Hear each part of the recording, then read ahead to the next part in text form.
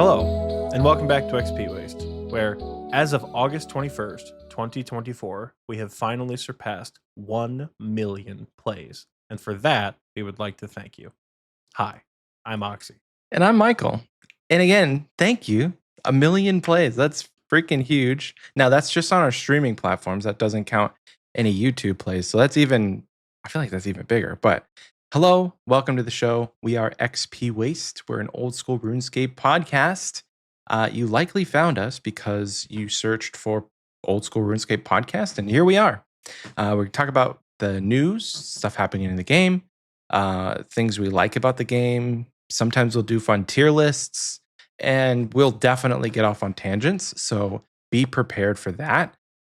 I should say something about RS3, but I'm not. Anyway, and if you're not new around here, welcome back. Thank you for the 1 million streams, plays, whatever you want to say. It's huge. Like, we went to bed, it was at 999,996 or something, and I'm like, surely I'll wake up to it being over 1 million, and it did. We got that notification on our Spotify for Podcasters app, but it's been a journey. 1 million, like, I'm trying to conceptualize what 1 million streams is, and I can't downplay it in my mind. Like, that's huge. I never thought we would. Oh, not that I never thought, but like, you don't really think about that when you hit your first 1,000, your first like 100,000, but like, million is so many. So thank you. Yeah. How are you doing? It's been crazy. I was trying to think about it earlier. Like, I'm not trying to toot our own horn, but I kind of am a little bit. We are among the few RuneScape content creators to have surpassed 1 million plays of anything. Not that, like, I know we're thinking of like the big RuneScape content creators, Settled, Soup, Bodhi. Like, obviously they've got millions and millions of streams and plays and all that, but like, we're a podcast that does not advertise a ton on social media, and it's about old school RuneScape, and we broke 1 million. And I feel like, of the vast number of streamers, YouTubers, whatever else in content creation, we are now among the few that have broken 1 million in total plays. And while it does feel a little boasty, it also feels just crazy, dude, that we are at that point. And you know me, I try to downplay a bunch of stuff. Yeah, And super. It's even been tough.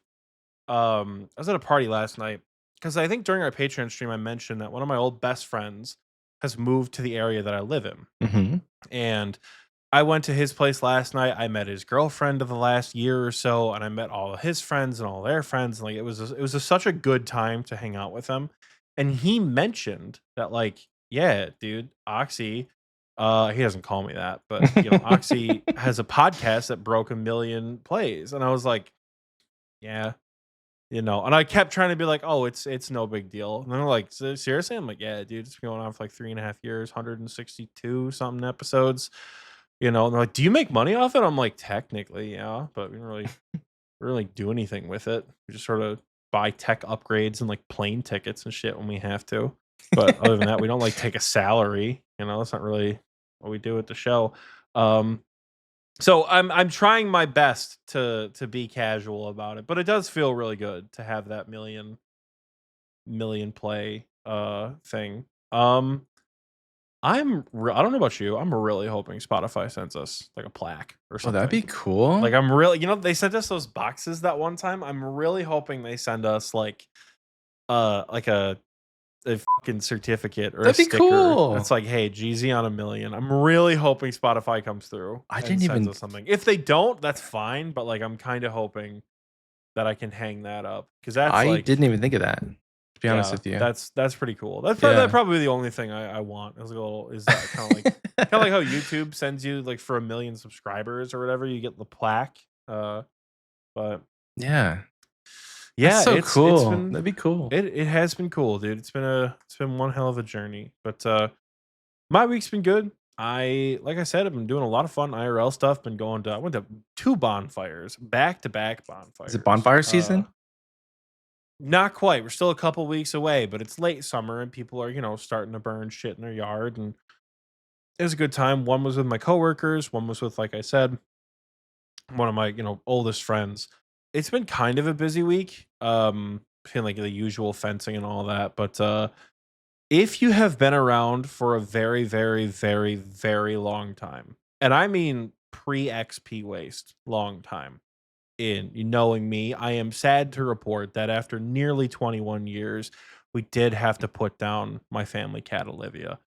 This Oh. cat, yes, in the fact that it's very sad that we did finally had to say goodbye to this cat that I've had since like the third grade, fourth grade, whatever it is.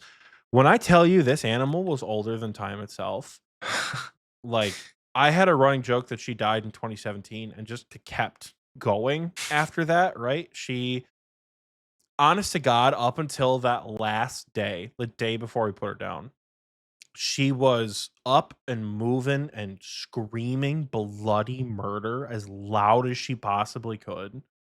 That was her thing. Again, if you were around from before, like the pre-XP Waste days where I used to stream on Twitch back in my childhood home, which I don't imagine there's many of you who listen to XP Waste regularly, but like, Kaylee, Crash, Physics, if y'all are still around, you probably remember Olivia. And you know, yeah, she was a wonderful cat. Lived a spoiled life, got everything she wanted. And when I tell you, dude, this cat didn't care about most other animals. Whatever, wouldn't bat an eye. I remember one time I brought B home when she was a baby, and B was trying to get all tough and like, arch her back and hiss at like 6 months old. And Olivia, I swear to God, just roared at her. Like you'd see a lion roar. Just like, and B was like, nope, I'm out of here. Just like ran. And Olivia went back to whatever she was doing. But I tell you, Olivia, when she saw the dog, I got a dog. We had a family dog, Clarice. We had to put her down in the 8th grade. When I was a freshman in high school, we got another dog, Nala. I was never the biggest fan of Nala. She wasn't my dog, and I'm more of a cat person. She's also afraid of men. So like her and I have had just an okay relationship. Olivia hated that dog from the day we brought Nala home. I'm not kidding you, until the day she died. This cat, she would not care about people, about animals, about outside stimuli, wouldn't care. She'd see that dog, it'd be like the Hatfields and McCoys. Dude, she was 12 years younger. She'd see that dog, she'd square up, she'd be ready to beat the shit out of that animal too. But she's been like that since she was a kitten. We had like they said, that big dog Clarice. We got Cosmo and Olivia as little tiny kittens. They were siblings from the same litter, little tiny kittens. And I remember one day we were keeping them separate from my dog. She was a big black lab retriever mix, gigantic, like a bear. She was huge.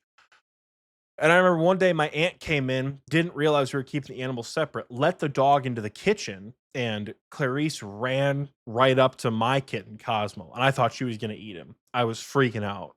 And she was just like sniffing him, seeing what was up. Cosmo was fine, admittedly a bit traumatized, but he was on the floor. Olivia was on the kitchen table. The dog turned to Olivia. Clarice went to sniff, and Olivia, at maybe 11 weeks old, went bitch and fucking slapped her in the face. This dog like weighed as much as I do now. She did not give a shit. She hated dogs. But yeah, it is unfortunate, but that's probably like the most significant IRL update, I guess. Yeah. In a much more pleasant tone in old school, I finally got 99 construction, and I have a new plan for maxing. So we announced the bingo dates. If you guys haven't seen them, November 2nd to November 9th, fall bingo is going to be a little later this year, but for good reason. But in a couple of weeks, when we can reveal more of what we've been cooking, you will understand why it's a little bit later, why we need a little bit more time. Um, but we've announced the bingo dates, and because of that, Chaos Cleric has made a new XP tracker for me. So I have something to fight against again. And the last couple days, I've been beating the shit out of that XP tracker. I think I got it at 400K, and now it's sitting at 370K. And I knocked it down probably by like in total 70K over the last several days. Finally, just knocked out 99 construction. My game plan is to not do the slow skills right now, because what I'm concerned about is the slow skills are going to take too long, and I'm going to drag my ass and not really do anything about it with wood cutting, trying to do forestry and rune crafting, doing souls. And then it's going to be the middle of October, and I'm going to have still 90 hours to max. And I'm going to be like, dude, I just don't have time to do that. And Mhm. that's going to be really disappointing, because I do kind of want to max before bingo now. Yeah. Just so I can like truly take a nice break after bingo, and at the end of the year, kind of maintain that healthy RuneScape life balance. But My plan for months, I've been talking about machine gunning these fast skills. Now's the time. Construction is done. I am probably 10 minutes away from getting 93 herblore. I have smithing bank that I'm gonna do, and then I'm gonna do thieving. Once I get this herblore level, I'm gonna go do some herbivore while we record. So I'm pretty much gonna get everything out of the way. So I'm left with 97 wood cutting, 98 thieving, so that's gonna be my last 99, and then 93 rune crafting. Once we are at that point with those skills remaining, that's maybe what, 2265 total level, something like that. Then we're going to have a much better idea in about the next 2 months of what the XP per day has to look like, Yeah, what yeah. the hours per day has to look like. And I will address the elephant in the room right now because I've had a plan. And actually, I was talking to Fear, our newest group Iron Man teammate, by the way, about this strategy. People for so long have been like, Oxy, you have the cheat code of all cheat codes. You can at everyone and tell them to run you essence, and it'll be great. You know me. I want to do the achievement myself, and then part of me feels like that would be exploiting the community. However, I think it would be fun if from 98 to 99 we assembled the Avengers and everyone who is available just like ran me a single inventory of pure essence. And we got 98 to 99 rune crafting in like 3 hours one day. Get a little drunk in VC and just run essence for 3 hours. And then in the vein of weird 99s, it can be the 99 we got together. Because my last 99 was construction in chambers. So now I have a 99 in all 3 raids. 99 construction in chambers, mining in TOA, and then strength at top. Nice. I That's didn't tell hilarious. anyone. I was with Jesse and Ray. I just said, "Hey, thanks for coming to my 99 party." And they went, "What?" And I popped 99. Fireworks delayed me and I got bounced and pushed back at P2 Versic. um, that was a while ago though. But yeah, so that's my game plan. I don't know if I'll green log forestry based on time. I might just get the beaver mogs and call it good. We'll see. I've never done forestry. I don't really have a standpoint for it. Um, Herblore is gonna be fucking expensive. It's the one downside to buying a shadow. Which I was hesitant to buy a shadow for because Herblore, the overhead's gonna be like 80 something mil. It's Mhm. gonna totally cost me like 35, 36. So I'm only gonna lose 30-ish mil. But I just went to be like, what's 38,000 dwarf weed potions? What's that look like? It's like an 85 mil overhead. So there might be a next arc. I know people have been talking about a next arc. There might be, we push for 500 top KC. We do more CMs. I did so many CMs in between the recording of last episode and the recording of this episode for that raids bank bingo, which we got dead last in, by the way. EHVC, I love you guys.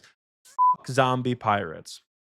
If you know, you know. But we also did collectively as a team probably like 100 CMKC between all of us. So I did like probably 16, 17, another guy did 19, another guy did 15, like, Yeah. and CMs roll per person per KC. So in total, we had enough rolls to be over drop rate for a kit. We just didn't get one. Mm. When you got a good CM team and you all know how to do CMs, dude, you get rolling, man. It's a really nice flow to get a good CM team together. Um, and it just felt good. So maybe we do more CMs. Maybe we go for like a full kit, full set of kits for ancestral that I don't have and can't afford. But you need it Yeah, though. Because like if you do enough CMs, you're gonna see a purple eventually. And it's not just about the kits. it's mostly about the kit. With the Yeah. CM specifically. But there are But better purple rates and there's decreased prayer scroll chances, which also oh, there sucked really because in the is? yeah, it's less of a chance to Oh. get a prayer scroll in a CM than it is in a regular. But of the, I think we saw 8 purples in our time. We actually got pretty lucky with purples. We got 8 purples, 2 Din's bulwarks, 4 prayer scrolls, and then like an ancestral robe top and then a dragon hunter crossbow. Like we did not make as much money as we thought we would doing Yeah. that many CMs. But I don't know. That was quite a bit of fun. And then you guys know me, man. I just love Theater of Blood. I love high level content that I don't really have to think at and can just like be good enough at. Like I did a 5-man the other day.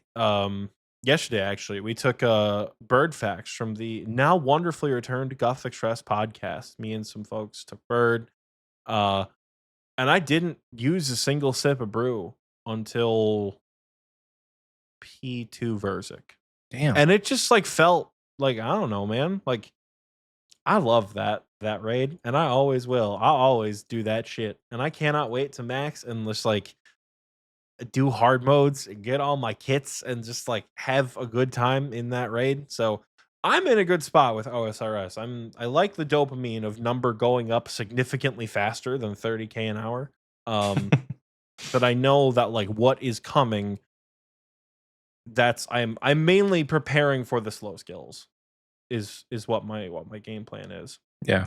But that's been my week, dog. I've been also yapping quite a bit. What you been up to? You are a These past serial couple of yapper. days? Dog, you ain't got no idea. This could Me just and be one of my- Oxy me talking. and one of my teammates, dude, just to yap even more. He was up for the summer. He fences for a different school. He goes to another school. But he was up in our area for the summer for fencing. And he and I are notorious for not shutting the fuck up. Like that's kind of our running joke. Is like if you get Oxy and this other guy on the strip and there's a contested call or we're trying to explain something, we'll just yap and yap and yap and yap and yap. And you have to like shut us the hell up to continue. So yeah. Anyways, Nice. yapping aside. What Yapping you been up to, aside. brother? This week has been pretty good. We had family in town for the second half of the week, so I didn't get a lot of gains, except for like one day when my wife and son went to hang out with them and just left me at home the whole day, and it was kind of cool because I got like 8 chambers KC done in one day, which is probably the most that I've ever done in a single day. But it just was like, okay, I'll scout for another one. Okay, I'll scout for another one.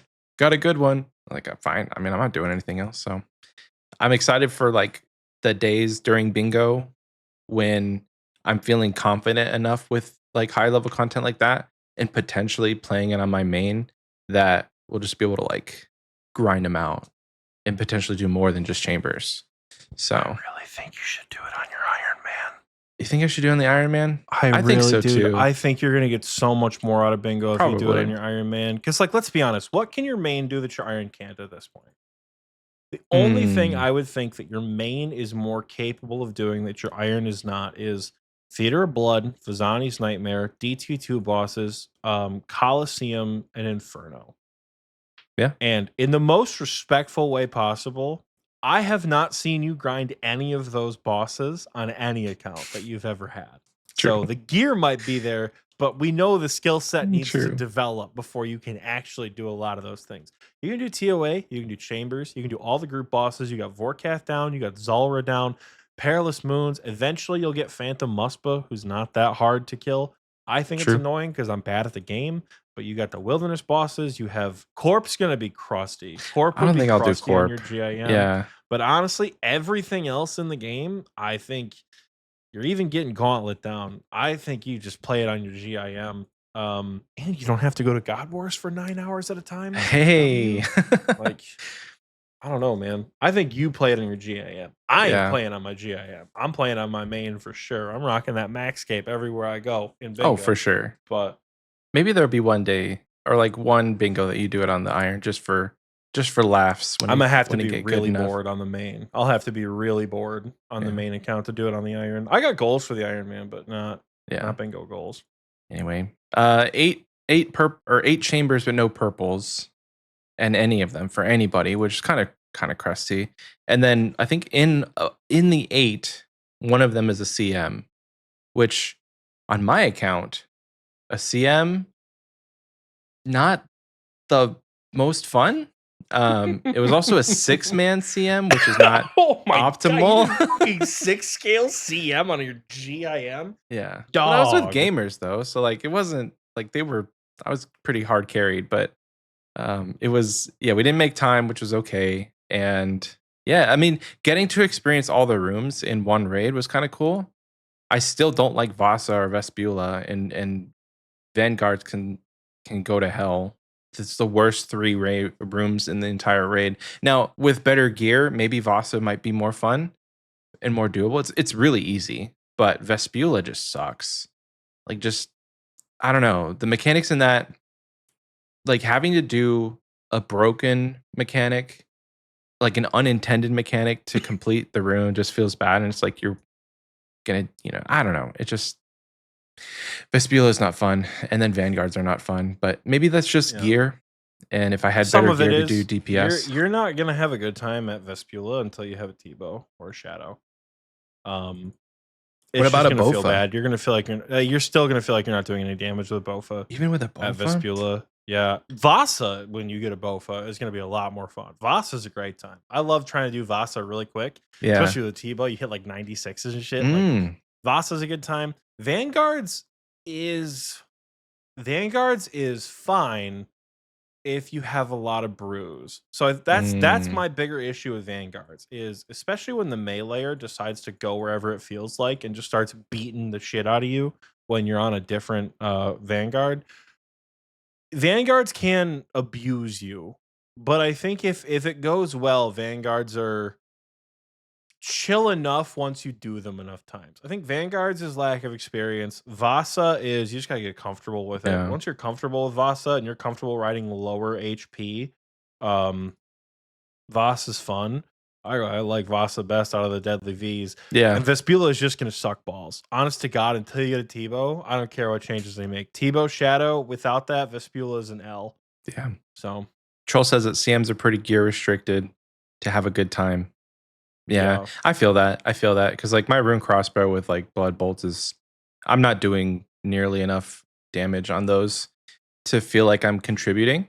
But I think CMs will have to be something for down the road Down the when I road. get some Down the upgrades because road. I don't even have a Get good Rigger, stab get weapon. Augury, get a Bofa, Like you know. I'm rocking a brute or a dragon pickaxe at Vasa because I don't have a good stab weapon. That's probably not the Brother, best. we gotta get you a Fang. Holy Yeah, Fang would be shit. amazing. Fang or a Zami spear or something. A Fang would probably be the most ideal. But yeah, eight chambers on the books in one day. I want to check my total KC. In one day? God damn. No, that was all one day. Well, because like I started probably at around 12 or 11 because my son was at school. No, it was like 10:30. I started at like 10:30, and then my wife actually picked up my son from school. So that was until 11 or 10 o'clock till like 2 or 3 because she didn't bring him home immediately. And I think then they went back out to my mother-in-law's house, and they were there until like 8 o'clock. So from 10 a.m. to about 8 o'clock, I was just gaming. It was pretty good day. I'm checking my raids KC to see chambers. I'm up to 53 chambers with nothing on the log except for 6 torn prayer scrolls. So everyone in the group has a torn prayer scroll now. Do we? Yeah, there's 5 torn prayer scrolls in the shared chest if you want one. I gotta pull one of them bitches out there. Other than that, what have I done? I mean, I haven't done a lot. I made some oh, wait, I did do something. Okay, so I was about to tell you what I did in the lead up, but I got another Zenite. The other night, I was chilling. I think I was at the smoke shop, and I was killing Kraken on my iPad. And I was like, I'm done with the Kraken task. I'm gonna go get a new task. And I went to Duradel or Curadaddy or Curadel. Is it Curadel, right? Maybe I think it's Curadel or Curanel. Curanel. I don't Anyway. know. I haven't gotten a Slayer task in months, dude. I don't know. Duradel's replacement. So I got a Black Demons task, and 5 kills in, I get another Zenite. And so, like, now full force trying to get TMD to what is it, like 87 or 88 crafting, so that he can boost to make an Anguish. I think that's what we're going to go with, is an Anguish, which will help the range DPS significantly. I've been training range as much as possible because of all of my combat stats, it's the lowest. I have 94 magic. I'm in the 90s for my melee stats, but then I have 88 range. which boosted, it's over 99, which is not a bad thing, but I still need, I don't want to have to rely on range potions all that much if I don't have them. I mean, any level is just more DPS. So it's Kuradal, Kuradal, Kuramami. Kuramami.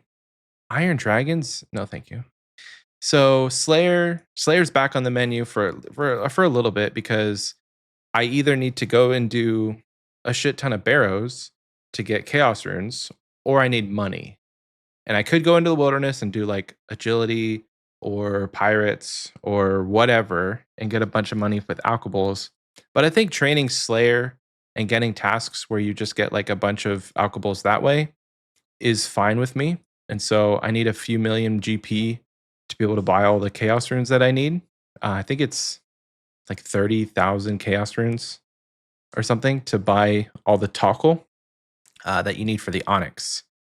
So I've been back on the Slayer grind, and it doesn't hurt. Like getting Slayer levels is just upgrades over time. Once I get to 90 Slayer, I can start doing Cerberus, which would be boot upgrades. And then at 93, obviously it's an occult. 95 is Hydra, and then eventually, like next week, actually no, not even next week. The day before this episode comes out, yeah. Araxor is out, and that's another upgrade to get eventually once I have an anguish, or no, sorry, a torture, no, torture. You attach the Rancor to the torture, yeah. Torture, that's what it is. So Slayer's back on the menu. I've done all the skilling stuff that I think I want to do for a while. I don't have any real big goals. Like if I get bored, I've been fletching all of the maple logs that I have, and I made a bunch of glass. Like I think I'm pretty much done with all of the glass that we need for the crafting levels. But yeah, the skilling has come to a halt, at least for now. I'm still kind of on that track to get to 2K total by the end of the year.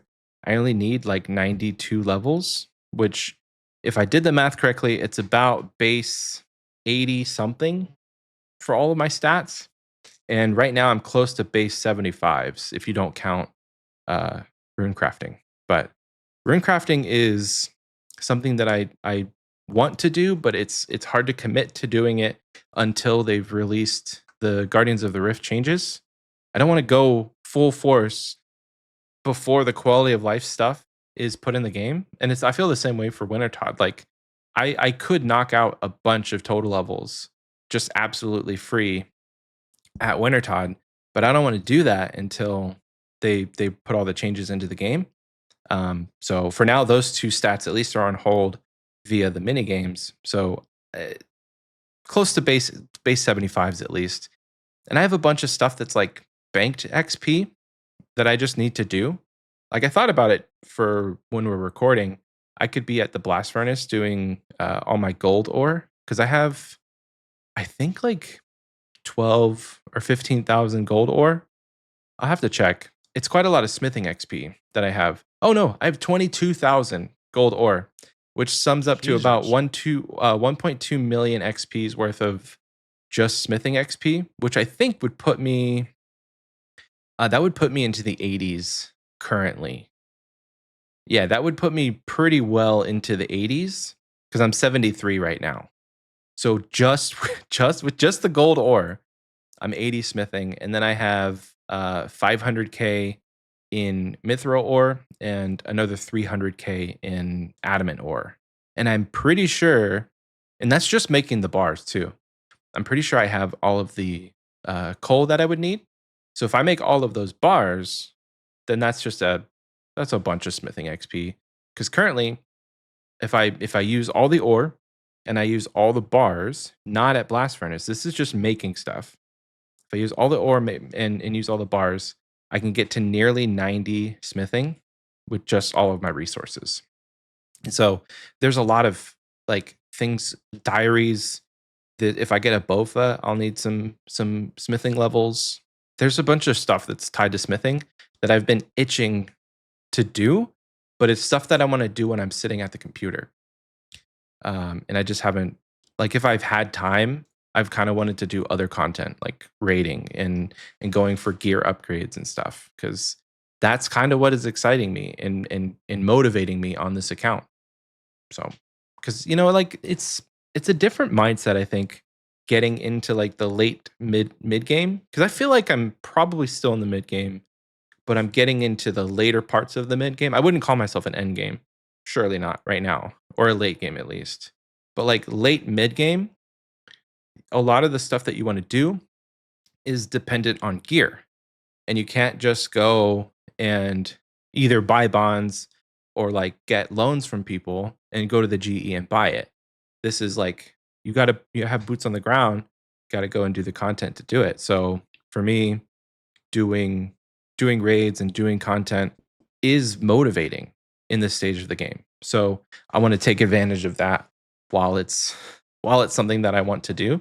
And I feel like my account in stats wise is in a good place to kind of not take a full left turn into PVMscape, but like kind of get a good middle ground going where I'm not just like 100% skilling when I'm on the computer or when I have some downtime. It's going to be a good mix of both. And yeah, I like it. I like it a lot. I'm very excited. So I don't know what the future holds for like what stuff I'm going to be focusing on solely, but for now it's going to be Slayer, a little bit of skilling here and there just to get the bank stuff out of the way and then continue to go for gear upgrades. And I was actually thinking, it was actually yesterday during the day, because dude, I tell you, I'll get into this in a second. I had the worst migraine last night. Ugh, terrible. But when I wasn't, dying from a headache, I was thinking like, I really should just buckle down and get a BOFA, because so much content in this game would be easier and more enjoyable with that weapon in my hand. Like I could BOFA only Zulrah for all of the drops, and I could have a pretty bitchin' range weapon. I could have a Serp Helm, and I could have a Magic Fang for my Trident. Those are 3 really good upgrades. And if I just go and dedicate myself to one piece of content, then I make Zulrah a lot easier. And then raiding would also be a lot better. At least in 2 of the raids, a BOFA is very, very useful. And I'm not even thinking about Tob. Tob will come one day, because like having a Scythe would be cool. Having an Avernic would be cool. I mean, having all of the gear would be cool, but like that raid, a lot of it comes with skill, but it is pretty gear locked too. I don't want to put it on like this mantle of saying it's impossible, because like my account right now, I could do CMs, not great. I could do like hard modes. I can complete a CM. I can complete a hard mode, TOA, but like I thought you were gonna say hard mode Tob. I was like, shooting for the stars there, but okay. No, a hard mode TOA, I can do a 300 plus. But like, I don't know. Maybe I just need to try and do a Tob. I think Elite Void would help, and if I get Elite Void, I probably would go for it. But yeah, there's 3 raids that I have available to me that having a BOFA would just make life the tiniest bit better, instead of using a rune crossbow. And I don't know. I think in terms of like long term, short term for long term goals, I'm gonna try and get back into the gauntlet and really grind that out and push for it. Because if you go to my website that Chaos Cleric made, Michael's CG Journey, I think it is .com. Mm-hmm. It tells how many days I've taken. I don't remember what the website. I think it's Michael's CG Adventures, but it's like 60 days since my last CG KC, and that's a long time. Like I got my first corrupted kill, and I'm like, yeah, and then just haven't been back. So I need to go back. I need to grind it out. Scape got one on his group Ironman on his other team, and that really motivated me to be like, it's possible. And I think he got it sub 300 also, which was hella spooned. And I think he has all the crystal armor seats too. So Raccoon says might just be me, but Tob has by far the lowest gear requirements to enter, then I think it's just skill, and I need to I would overcome say that. elite void, whip, some sort of range weapon, some sort of magic weapon, because you're using. If you have a whip, you're going to use that for probably 90% of the rooms. Oh, Elite void is just a time sink. You just have to get elite void. Um, and then you're truly fine. Like you don't even technically need elite void. You can do it with like fighter torso shit like that. yeah. Elite void I think is easier for learners because you're switching a whole lot less. Mm. But that's just again I'm old school with it. It's how I learned. It's how I like to teach people. But yeah, I can't wait to do top. Yeah. I need some gamers to carry my sorry ass through it. But I think top would be a good load of fun. Raccoon says But Moon's gear is fire. That's another thing. Like I want to get all the gear from Moons, but I don't know if I'm just like overly dry or it just takes me forever to get a KC.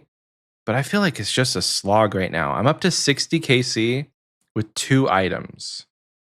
And yikes. I feel like that's really dry. When the kills take a long time, it just, I don't know. Moons isn't like the most fun. It's very repetitive. I mean, Barrows is too, but at least Barrows, you get through all 6 brothers in like 3 to 5 minutes. I feel like I haven't timed it, but I feel like one Moons Apparel run takes over 10 minutes for me. And maybe that's just weird perception. And I'm actually gonna time it now, but it takes a while. Takes a while. But yeah, so yesterday, and this will be the last thing, but yesterday, uh at around probably 3 o'clock, I got a headache. So I took some ibuprofen, tried to chill, but then at like 4:30, like I could not keep my eyes open because the light was just blinding. And we had my little cousins over, and or not my cousins. We had my little nieces and nephews over, and they're running around playing. And I'm like, I just asked my wife, I'm like, do you care if I go lay down for a little bit? I'm just like, my head is killing me. She's like, no, go ahead. And so I lay down and I sleep for like 2 hours. And so I wake up at like 6:30 and it's still just like pulsating, hurting. Feel like there's a needle like right in the top of my head. I didn't like my headache, my migraine didn't go away until probably close to 11 or 12. And it was miserable. I was like, I had chills. And turns out, this is a PSA for everyone. If you take any like antidepressant or anti anxiety medicine or some ADHD medication, if it's an SSRI, if you are not drinking enough water, if you can get seriously dehydrated from being out in the heat because those medications, if they're an SSRI, can lower your salt content, I think. And then you can just get dehydrated or have, heat exhaustion, heat stroke way easier than if you're not taking those medications. So I've got my big bottle of water here. And according to, like, my wife says she drinks 3 of these a day. And these are 40 ounces. And she's like, that's the minimum that I need to not like get a headache, just a headache. And I think I drank like maybe half a bottle of water, or like maybe a bottle of water yesterday, and most of it was Dr. Pepper. So it's no wonder that I got a migraine. I just need to keep drinking more water, I think is the plan. So if you see me over here sipping, it's for my health. I can't wait to cut out all the slurping noises because your microphone is not noise gated to shit on OBS. I cannot wait to cut out the on that thing every time. You don't hear it on Discord, but you hear it on the OBS track. Oh, that's true. It's a good time had by That's all. true. Yeah. But what are we talking about today? Yeah, brother? I was gonna say, speaking of skills, we've been yapping for a long time. Holy frick, we Speaking yapped. of skills, dude. My gosh, it's 40 minutes in the recording track. Whoa. It's Anyway, too long, dog. somebody put in the comments what the time stamp is because we yapped. Today, too long, dog. we're going to break down the psyche of the haters. I think is what I want to call this. I was gonna scrutinize more than break down the psyche, but sure, that too. Michael and I have different missions with this episode, but if you remember from last week, we released it on the 24th, I think it was, 22nd, 23rd, something like that. I wanna say it was it was the day our episode came out. Yep. The day the episode came out, they released a blog on sailing after we had just talked about, like, "Dude, we have to put something in the players' hands." They released this whole big blog about how they are managing the navigation and how you're gonna move, and Michael did not see the same feedback that I did, because he doesn't use Twitter as much. Twitter was pissed. Now, if you are an OSRS Twitter person, if you're in the Twitter sphere, if you call it X, I'm gonna slap you in the face with my DDS. Uh, People were just so what I thought to be unreasonably upset. Mm. Right? I I'm fine with sailing, and you know me. Like, to preface, I'm a sailing guy. I voted for taming. We didn't get taming. I voted for sailing because I, honest to God, do not want shamanism as a skill. Gathering untradeable resources to then process into something that I need to craft. Are you kidding me? That's Iron Man the skill, and I wanted nothing to do with it. I'll Can I fight every single one of you motherfuckers who can I say says something about that's not that? what it is. I guess Michael wants to be up first. Gloves up, bitch. No, What you gloves got? on, gloves off, gloves off. I was thinking about that earlier because I knew this discussion would come up because it's one of the talking points that we're going to get to about people's like feeling about sailing. But I think your viewpoint on shamanism, and I mean this with all love and whatever, but like Oh God. it it Here we it go. He doesn't. does want the gloves on. I'm just gonna say like it's pretty short sighted because you're saying, you know, untradeable resources gathering to craft something, blah, blah, blah. But like that's just the initial like proposal. They could go through rounds and rounds of like player consultation and collaboration to figure out something that doesn't involve it being like Iron Man the skill, as you say. But the overall idea of shamanism was really cool. Like you have this alternate reality of fighting corrupted versions of boss. Like that's your thing. Like you're a PVM guy. And so being able to fight like corrupted, harder versions of bosses and maybe have quest lines that involve going into this other realm where you have like, I don't know, like that just seems really cool for a skill. Um, so it's I for get that. to keep calling it Iron Man the skill, like that was just a proposal, and it definitely could have changed. But Definitely. that was fundamentally the piece of the skill that people wanted. Fundamentally, that more Iron Man grind set was, I think, what mainly appealed to people. But it also turned me right off. And I get that, like, yeah, there's a lot of cool things that could come from shamanism, spirit world, corrupted bosses, new gear. It's how we avoid power creep because we have gear that's best in slot in the main world and best in slot gear in the shadow realm or whatever it is. There's a lot of good benefits that could have come from it.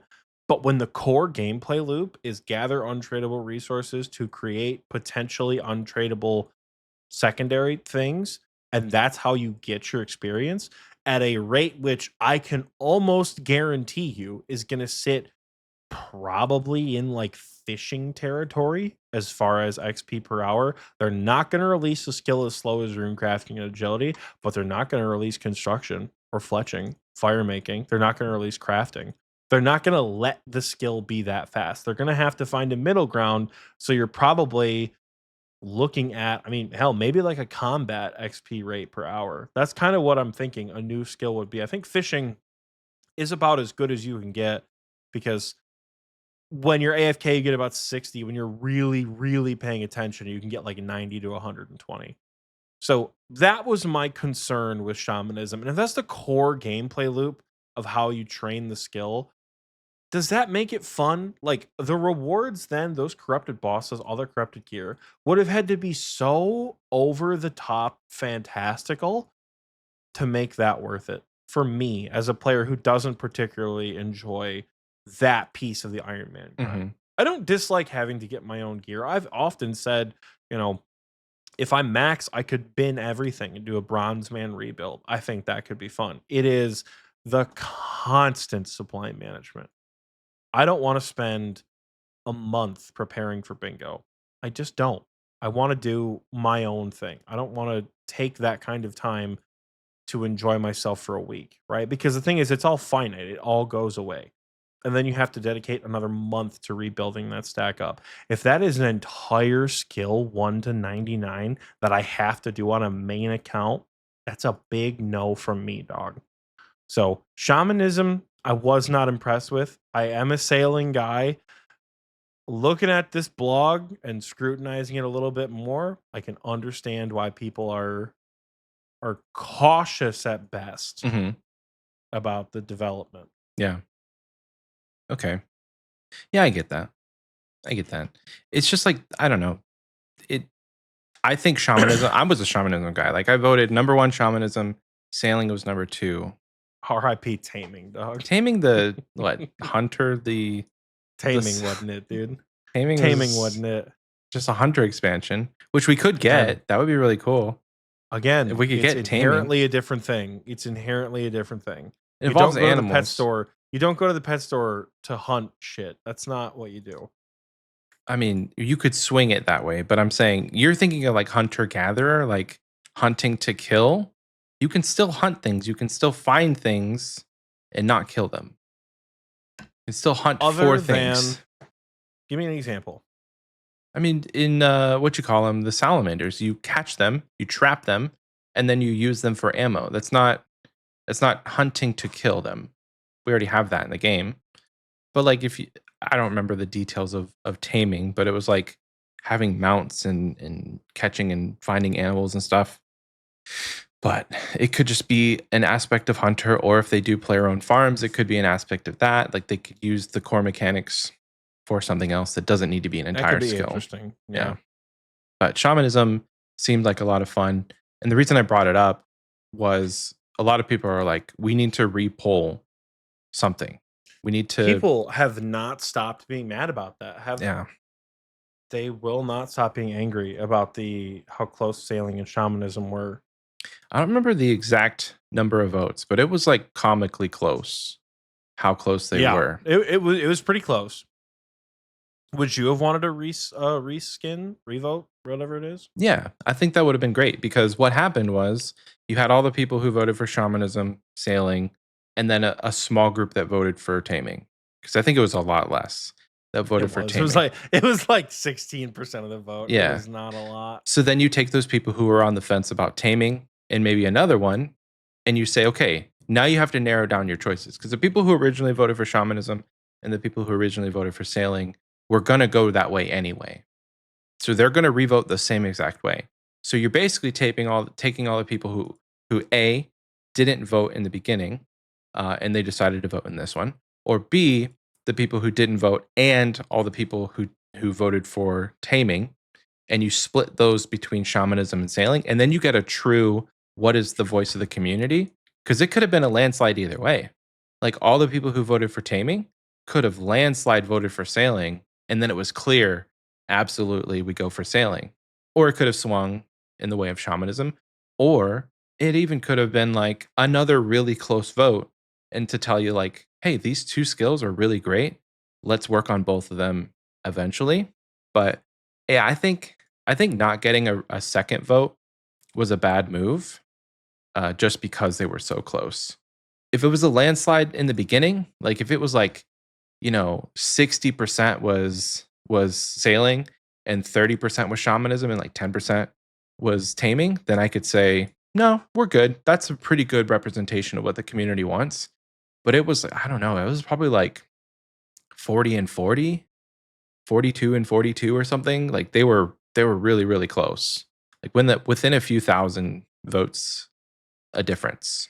So you, like in any poll, you are going to disappoint someone, but I feel like this disappointed a lot of the active player base who really cared about a new skill, and the people who are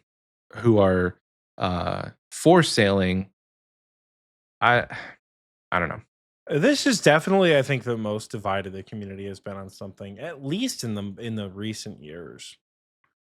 Like, there's like a genuine divide. It's not like a bunch of bigots who won't shut the hell up about like pronouns. It's like actual people are genuinely torn about sailing. And maybe it'd be interesting to analyze the question, is a new skill a good idea? Like, was it a good idea to vote for this skill? Was it a good idea to vote for a new skill, and kind of like reflect on those options? Because right now I'm still thinking like sailing's gonna be good. Reading this blog, sailing's gonna take a million years, dog. Sailing, holy shit! Like, it's kind of like what we talked about in the last episode. They still just gave us a navigation blog. They said we play tested it with like 3 people, and we're opening up to play test it more. Yeah. It's like you and I aren't going to get picked to play test that. Almost certainly not. I know they said they opened up remote options, but like I would think they go with people they know and trust more than rando content creators who they've never heard of, right? Like they probably got thousands of people wanting to play test sailing. I think I don't think it's necessarily a bad like update necessarily, like good. I'm glad we have like a way to move around on the boat. I said they landed with method 1, which if you read the blog and saw the video, it was click the ocean to set your direction, not your destination. Click the boat icons in the side panel to sail to your speed. Um, and then snaps to quarter tiles, 16 different directions, so we have a little bit more variance where we go. Um, the boat will continue to move until it collides with something or you press stop, which like is fine. Hmm. Like it's a pretty solid, fine way of moving the boat. It seems like this we need to make the player and the boat separate entities has Yeah. really thrown them for a loop. Yeah. And I don't know. Like this doesn't seem like a doomed development.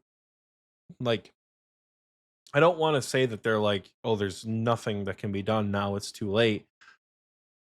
I don't know. It just seems like how do you feel about this blog? Where do you see this skill at right now?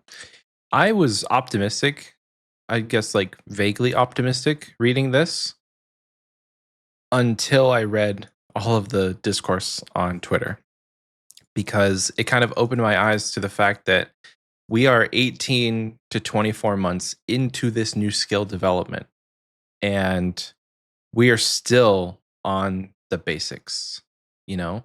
2 years into developing content should result in more than just, yay, we figured out how to move. And a lot of people pointed out like they have some of the best developers working on this over the last 2 years. Now, how much time, Mhm. all of that, we don't know. Just from the outside looking in, we look at, 18 to 24 months of content development for what we have as what should be stuff that they can get out within the first couple of months. Like this blog, if you were to take the date off of it, you could reasonably say, hey, this is like, one of the first couple updates that they should have given us. We figured out how to move. We play tested.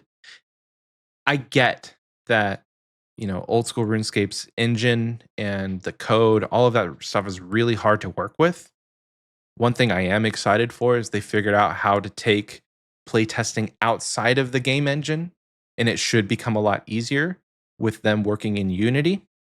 And they can, basically rebuild old school's engine, but just free flow and test and test mechanics without having to take weeks of developer time with like core engine work. So that Mhm. that could propel us into the next steps a lot faster than we were going. But it took them 2 years to get to that point. So that Yeah. I'm worried about because I wasn't really all that concerned looking back at the time frame, but like 2 years. They could have had they could have had a raid and a half developed in 2 years. They could have had a whole new continent made and deployed, updated. We could have been walking on new ground in that time frame. I'm not saying like that's what we need, but that's just like thinking about how long things usually take. Could have got a whole Mhm. raid with new items and new mechanics. It's a long time to for them to just say, we figured out how you can move the boat. This is one thing that I wish in hindsight we maybe would have known before going into this voting process, right? Like the one downside to sailing objectively is that it is an entirely different movement system. And holy shit, is it causing them problems? They're figuring it out, but it's just taking a long time. Yeah. And I'm going to address something that Otis said in the recording booth chat. He said, I'd rather them groom it and not put out a turd just because we can't be patient. Every game needs updates. Okay. I'm just gonna put this out there. We're not saying they should rush sailing. We're not saying because people talked about this last week. Oh, Oxy, it's so much engine work. You don't understand. We don't want sailing tomorrow, right? We understand there are budgetary limitations. We understand there are engine limitations. This is like a damn 20-year-old engine that was created in what, the early 2000s, the late 90s maybe, when the Gower brothers started doing this shit, right? This is an old game to work with. So we understand that it's going to take a long time. It just feels really, really bad after a while that we are still on stage one. You know, and to Michael's point, and frankly, to give credit to shamanism, shamanism would probably be further along in development. Unless there is a secret roadblock that we do not know about, unless there is a, you know, like a 2007, 2008 era rock in a hard place issue that Jagex is facing that they are not telling us, the community, about, we would have gotten more progress made with any other piece of content that would have been added. They pitched the idea for Tombs of a Masket, went through multiple iterations of the rewards and the content. They play tested it, they promoted it, and they released it within like a year and some change. And that was one of the biggest undertakings they'd done in a long time.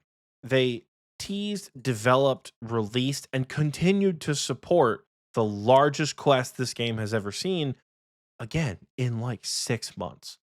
In the same summer summit that they announced sailing, or winter summit where they announced sailing, they also announced Desert Treasure 2.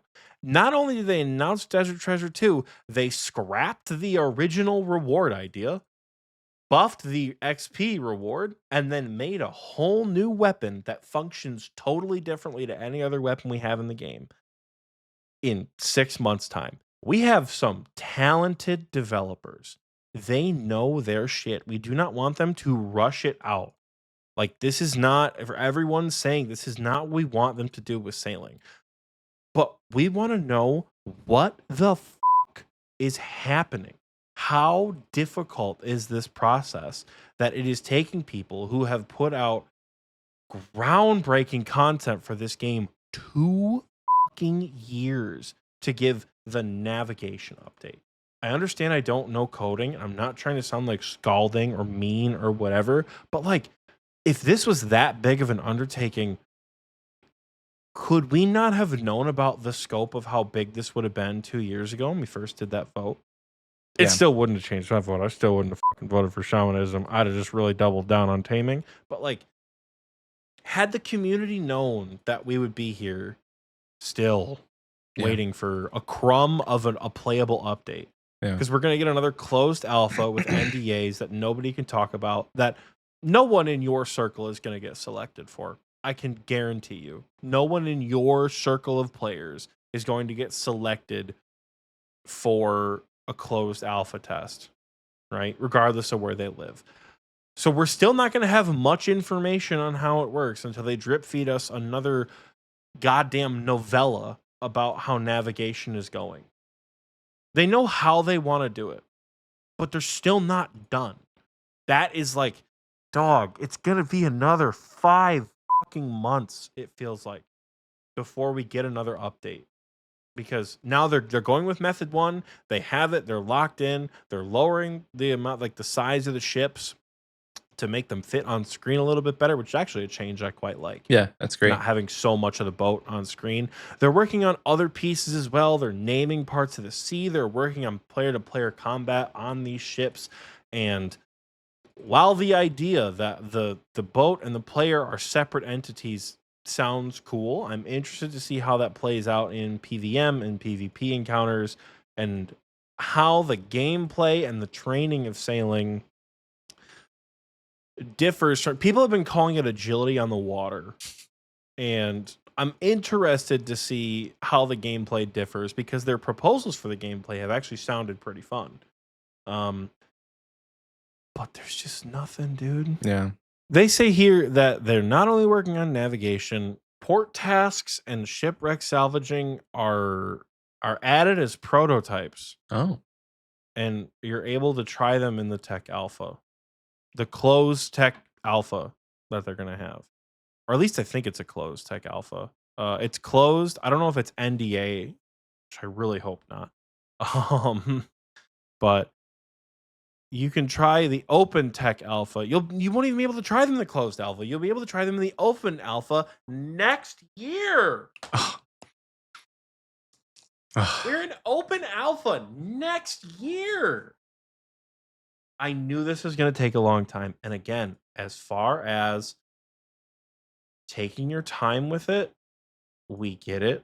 We are gamers in 2024. We know what it looks like to release an unfinished piece of dog shit game that nobody wants, especially not old school players. But my brother in Christ, we are on track for a 2022 announcement and a 2026 release schedule. If you are worried about maxing and my max cape isn't going to matter because sailing's going to come out, you're going to have at least a year with that bitch, if not more. You could be 1700 total level and work to max. You would still have that bitch for a year. Right? Like, yeah. I don't mean to sound doom and gloom. I really want to keep a more positive mindset. I think a new skill is a good thing for the game. But dog, I'm doubling down on what I had to say last week. We need something to sink our teeth into as a community, because if they haven't figured it out yet, this shit isn't it. Stop telling us how we're going to move the boat and let me drive the boat. Okay? Stop telling me about it. I want to do it. Yeah. Oh. Another thing I want to bring up about Otis when he said, sorry, I'm going to do that. Another thing about Otis. Otis also said it would look worse if they scrapped it because it's taking too long. No way they'll survive. If they do, it would be the end of Osrs. Maybe I'm just out of pocket. It's a good talking point, because that is one of the options at this point. It's either we double down and we ride it out, or we shelve it, work on it slowly, and put out another skill that will take less time. And I don't think that shelving it and putting out shamanism or taming or whatever other skill they have within the time that they would still have to put out this other skill or sailing, I don't think that's a bad idea. Because they could put out something that's pretty easy in the scope of, like, it doesn't need major engine changes. It doesn't need a lot of new mechanics. And I think that would, get people excited again. I don't think it would be the end of Osrs. I don't think it would be the end of the game, because we still have the game. We still have the game that we love and that we know. It's not like sailing was going to be the make or break for a lot of people. And I think if they did and they said, hey, we've had a lot of meetings, we've made the tough decision to put this on the back burner, and we're going to pursue other things, and it's not a main focus, I think people would still be fine. I would. Here's the question. I wouldn't cry about it. Do you think realistically we would ever get a new skill? Do you think the community would ever support a new skill if after 2 years of being drip fed crumbs of information, do you think the community would ever pull the trigger on a new skill? Yes, and maybe no. It's 50-50. You made a great point. in the sense that you said that had I known it was going to take this long, I would have doubled down on something else. And that may just be what they need to do. If they go into another era of trying to pitch a skill, they need to give us hard and fast time frame like analysis. Like Or had at a least like broad, like if you're saying, yeah, dude, we're gonna get a new skill and it's not gonna come out until 2020. You know, let's say this summer they say, hey, we're working on a second new skill. It's not gonna come out until 2028. Okay, we have an idea. And then if you beat your deadline, that feels a Mhm. lot better. If Absolutely. you're talking about you'll get betas in a year and a half and you're just getting fucking stage one blogs in a year and a half, oh, that feels bad, you Yeah. know? Yeah. Otis said I said uh I doubt that it would I doubt they thought it would take this long. And I agree. But that's just something you need to sit down as a development team and really, really consider. Like, what are the roadblocks, like Oxy said? What is holding us back from doing this in a reasonable time frame? Is this something we can pursue quickly? And analyze all of that and say, this could take a couple of years. Because if they had given us shamanism, sailing, taming, and then put like an estimated date of release, if it was like shamanism releasing 2024, sailing releasing 2028, taming releasing 2025, well, I don't know. That would have influenced my vote a lot because, as I get older, I potentially have less and less time to play this game. I don't want to be waiting another 6 years to get a skill, something that looks really, really fun. So, you know, delayed gratification aside, I think the majority of people would have taken that information and used it to vote differently if they had known the time frame and the scope of what they were asking for. Because on paper, sailing seems really simple. Like you're on a boat, you sail to a new land. On paper, that seems way easier than shamanism. Turns out in practice it's a technological nightmare. Yeah, yeah, Which again, I don't want to downplay the fact that like they have to essentially get into the guts of this game and rework it from the ground up. Like that's the issue that they're having right now. It's not that they can't do it. It's that like I don't know, dude. They have to build this machine to do some shit that nobody ever anticipated it being able to do before. All of the sailing that you see are land masses. I'm pretty sure they code the boats as land masses, right? yeah, And we noticed it during Dragon Slayer 2.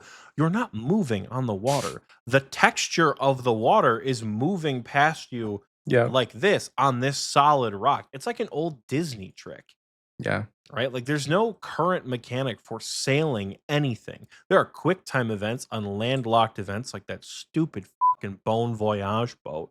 Um, but again, it's a mini game on a landmass. It's not an actual boat that you are steering. So they are trying to do something totally brand new. Got to give credit where credit is due. That shit's got to be really hard, right? It just seems like the more we keep getting told, "Hey guys, it's great, we're making progress," the worse it feels.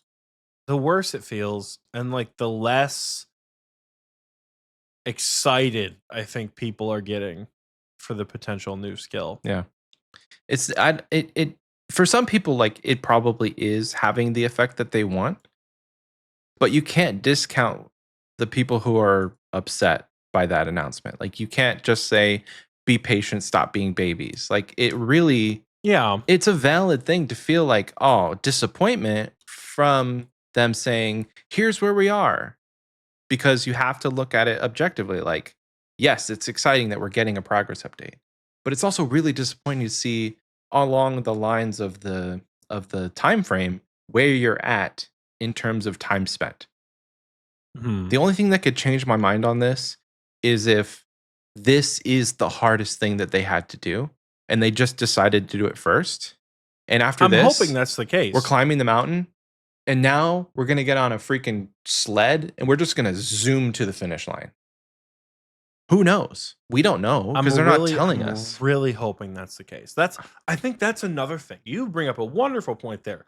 if this is the hardest part of sailing, and you know that once this is done, you're gonna be fucking cruising. We got 8 months, and we're gonna smash out everything else we told you about because we're professional game devs who have been creating one of, if not the greatest MMORPG of all fucking time. We got this. Tell us that, Yeah. please. Yeah. The regular development of this game, sometimes it gets delayed. Sometimes, we have issues. If this is the biggest mountain, like Michael is saying, tell us now. Yeah.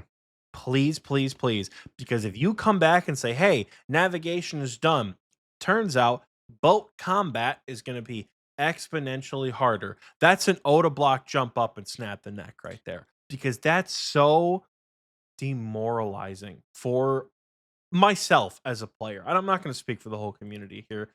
As I've said multiple times, I am a sailing enjoyer. All my homies hate shamanism, and sailing was the right choice. But my brother in Christ, like, I have to preface that. I know you're shaking your head, but I preface it to say, like, I supported this skill. I want this skill to come into the game. I do think the shamanism enjoyers whine a little bit too much on Twitter for me. I get it. There wasn't a second vote. I get it. You didn't get the skill you want. Shut the hell up. We got a new skill to work on here. But this time, I get it. This time, I get it. And I think you bring up a great point. If this is the highest mountain, please, please, please tell us. We know how hard it is for you to develop the rest of this game, and we're fine with that. Yeah. We love when you develop the rest of this game that way. It makes us feel great. But holy shit, please, we need some modicum of hope that isn't, hey, the boat moves, but you can't drive it. I don't know. Honestly, again, bringing up Otis, he's just the one that's been talking the most in the booth. He's been the chattiest one of the booth. Yeah, he's been bringing up great points. To come out. We said, hey, if you didn't like the sailing blog, come out to the booth. And we actually have quite a few people in here hanging out right now. Y'all? So, but Otis brings up a good point. He says, no way navigation is the hardest. I'm trying to rack my brain for what could be the hardest. In all of the things that they've talked about, to me, navigation does seem like it would be the most difficult because everything else that they've talked about, whether it be shipbuilding, the little boat races, what was it? Tasks, basically, like charter ship tasks, ship to ship combat, exploring new islands, all of that, you don't need reworked engine. Like, you don't need new mechanics for any of that, really. That's all stuff that they've already known. That's all stuff they already know. That's all stuff that's like pretty ingrained into old school's culture. Like, that's all stuff that we know. So what could be harder than navigation? And even looking at this, remember what we talked about last week, how they released this like milestone thing they have, right? How we're still in phase 1 of section 1. Right? I was looking for that. Where is the milestones? I'm just gonna post that in the recording booth chat because it's a link on. I went to the wiki, searched sailing, found the blog. Like, looking at everything else on this thing right here, primary gameplay, secondary activities, rewards that we're going to go through the basic rigmarole of polling, right? Customizations, like you said, port tasks. We have 2 different task systems at least that people do, and they've managed to make those no problem, right? We have, I don't know, dude. It seems like this is the hardest thing. But Jagex, we just want to know if this is the hardest thing. Like, yes, the rest of the development is going to be tough, and we're going to go through iterations. The community is going to have a lot of opinions. We don't care. Perch all that other shit. We need to know if navigation is objectively the hardest thing, and you are confident that you can get the rest of this shit done. Yeah. I don't want to say timely, but like quicker than 2 fucking years. Yeah. Yeah, absolutely. I really think this is the hardest part. Personally, I can't fathom any of the smaller secondary activities being harder than this because they've had a lot of time to think about while they're developing, navigation, while they're getting all that done. It's not like they're just sitting on their asses not doing anything. They're probably brainstorming, having meetings, talking about what's next once we finish navigation. So it could just literally be we need to get to point A before we can move to point B. And we can't work on point B forward, but point A just really is the hardest step. And like it sounds like they are working on point B though. They've said port tasks are in a prototype state. Shipwreck salvaging is in a prototype state. Like these things are working, which is good. That offers like that's probably the most hopeful bit of this whole goddamn blog. Is like, hey, the other stuff works too. So we're not truly just throwing all 12 devs or whatever it is at this navigation problem and nobody can figure it out. Right? Like we're doing other things, which is good. I don't even like sounding this negative about it because again, I've been in support of a new skill, particularly sailing, for a long time. It's just this blog was a lot to read about what felt like nothing, Mm. you know? Well, it feels like something that we already should have gotten. I feel like we've been talking about navigation for so long that this doesn't seem like anything new. I heard somebody say that we're going to have a second poll. Once they get to a certain step in the process, we're going to get to vote again. But I can't find On what? where they say that. I'm vaguely remembering something along the lines of like, we're going to poll and get your guys' opinion along the way to make sure that this is still something you want. And we So that was haven't the gotten lock-in that. poll they did in 2023. They did do that. Okay. Remember, they developed the skill out a lot more because we talked about it Yeah. at the time. And they released this poll that was like, do you want it? Yes, no, skip question. It was like, hey, do we actually really want to invest resources? Because that was back when they released all those videos that Mod Husky and Mod Elena were all talking about all the different features and shit and all the different potential, like, I don't want to say mini games, but like different stuff you do to train the various skills. You remember all that? Yeah. When sailing seemed like a really optimistic addition to the game. Right. Yeah. That was the lock-in poll. That's the second poll they talked So we about. already did it. So They're in it now. They're in this bitch. okay. Okay. So We're in it for the long haul then. Unless they decide to scrap it on their own, but I don't see that I happening. that seems like a big waste of time on their part. Yeah, well, not a waste of time because I'm not saying scrap it and just like never revisit. When I say scrap it, I mean put it on the shelf or put it on the back burner and work on something else.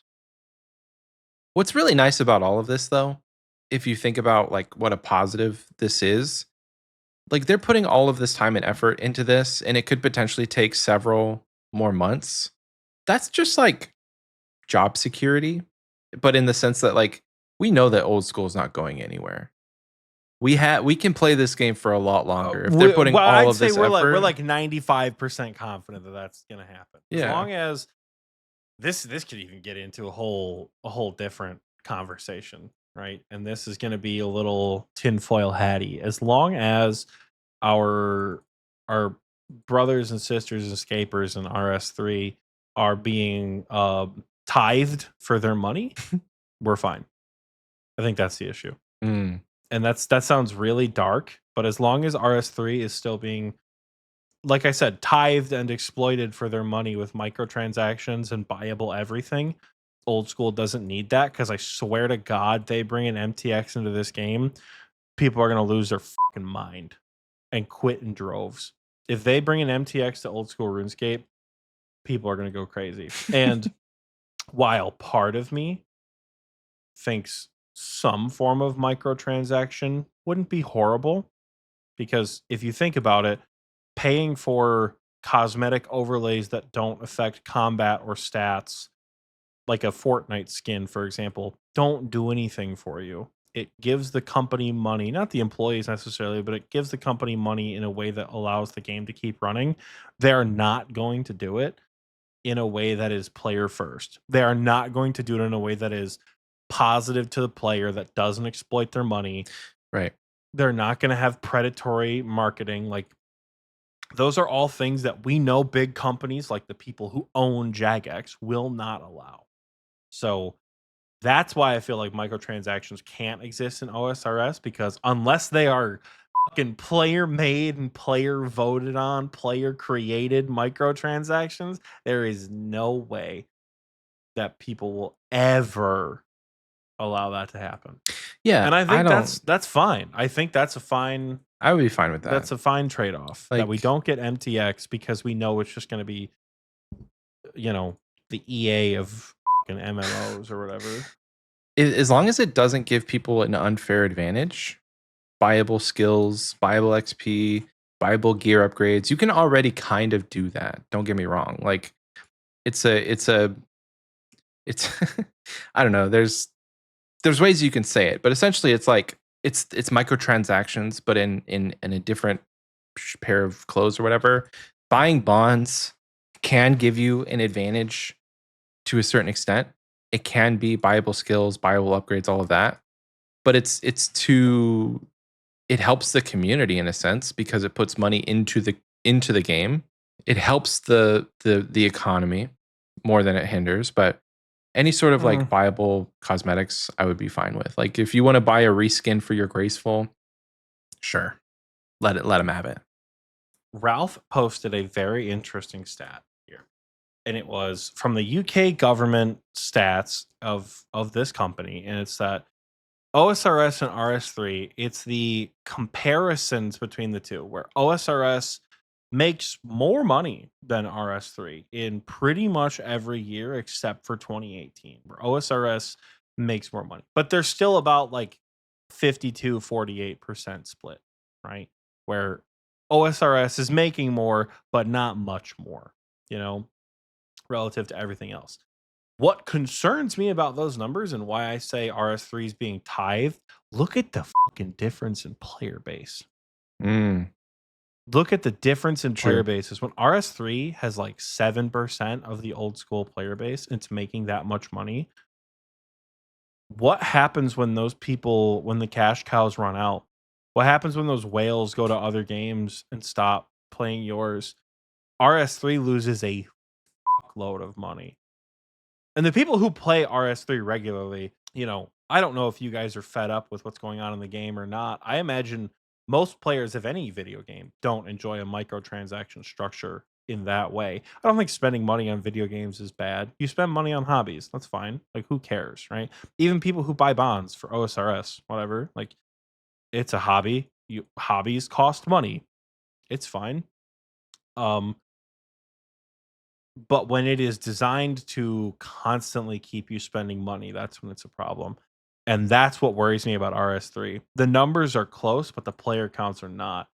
And when that well runs dry, they better keep their grubby fucking paws off of old school, or they're going to lose all their money. Because I'm telling you, our player base is going to fuck right off if that comes to OSRS. Yeah. You know what I If mean? they start asking us for what they were getting from RuneScape 3. Yeah. Which, like, don't get me wrong, I would much prefer RS3 to be an enjoyable game. Yeah. Like, you know, not like I said, our brothers and sisters and fellow scapers over there in RS3, we don't want RS3 to be shitty. Like that's not what we are saying. I don't know how we got here from sailing, but like we don't want RS3 to be a shitty game because I've heard the quests are great and the PVM is great and all the skills they've been developing in a timely fucking manner, by the way, have been great. Uh, you know, and I feel like the gameplay is good, but I wish you guys didn't have as much of an MTX problem, you know? I feel So like hopefully it's someday you guys can get free. yeah. Well, I feel like it's less of a problem than what we as OSRs players probably think it is. I feel like there was a time in RuneScape 3's history where the game was just like microtransaction heavy. But I want to say they've It gone through still several is. Have you different. seen their last Christmas event? Mm-mm. It was just spending money. All of Well, their holiday yeah. events in the last several years have been basically yak tracks of spending money to get the cosmetics versus like old school's Christmas event this past year was stinky, crusty, gross. I didn't do it. I didn't get the Doth Yule Tide track, and now I don't have a trimmed music cape. So not only did I hear it was bad, I'm also pissed off about it because I can't get my white and black music cape.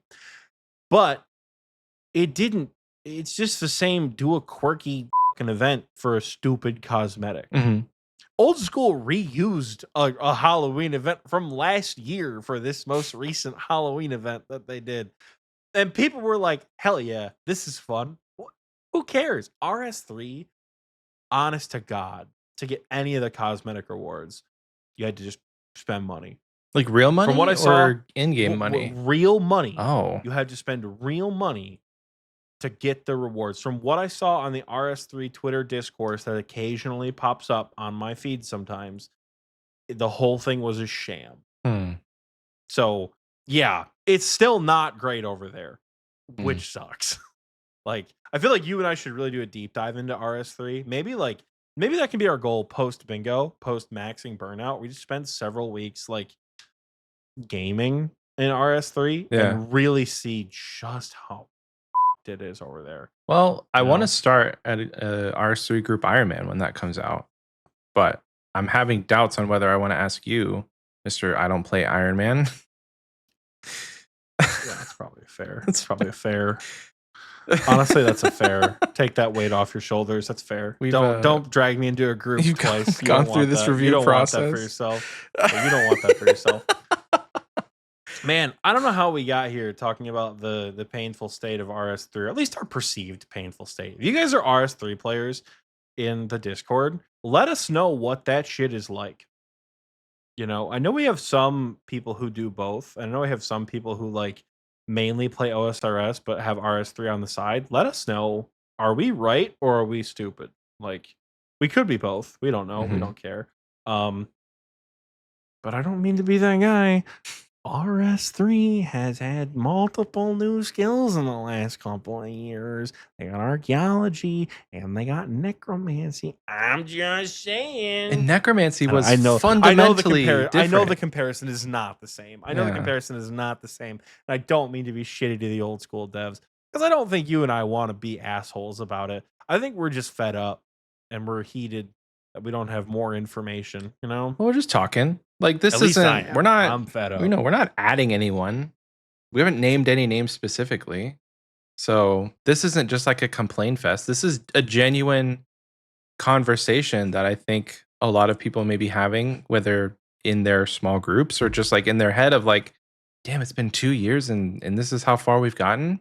I do want to bring Mhm. up one thing, kind of maybe to close this section out. I don't know, but King Condor on Twitter, he posted in a quote tweet from the original blog, and I just want to read out what he said because I think it is something that we have to keep in mind. He said, there's a decent chance that sailing comes to old school RuneScape. So it's important to remember that being negative without any constructive feedbacks for Jagex to take on board doesn't actually do anything.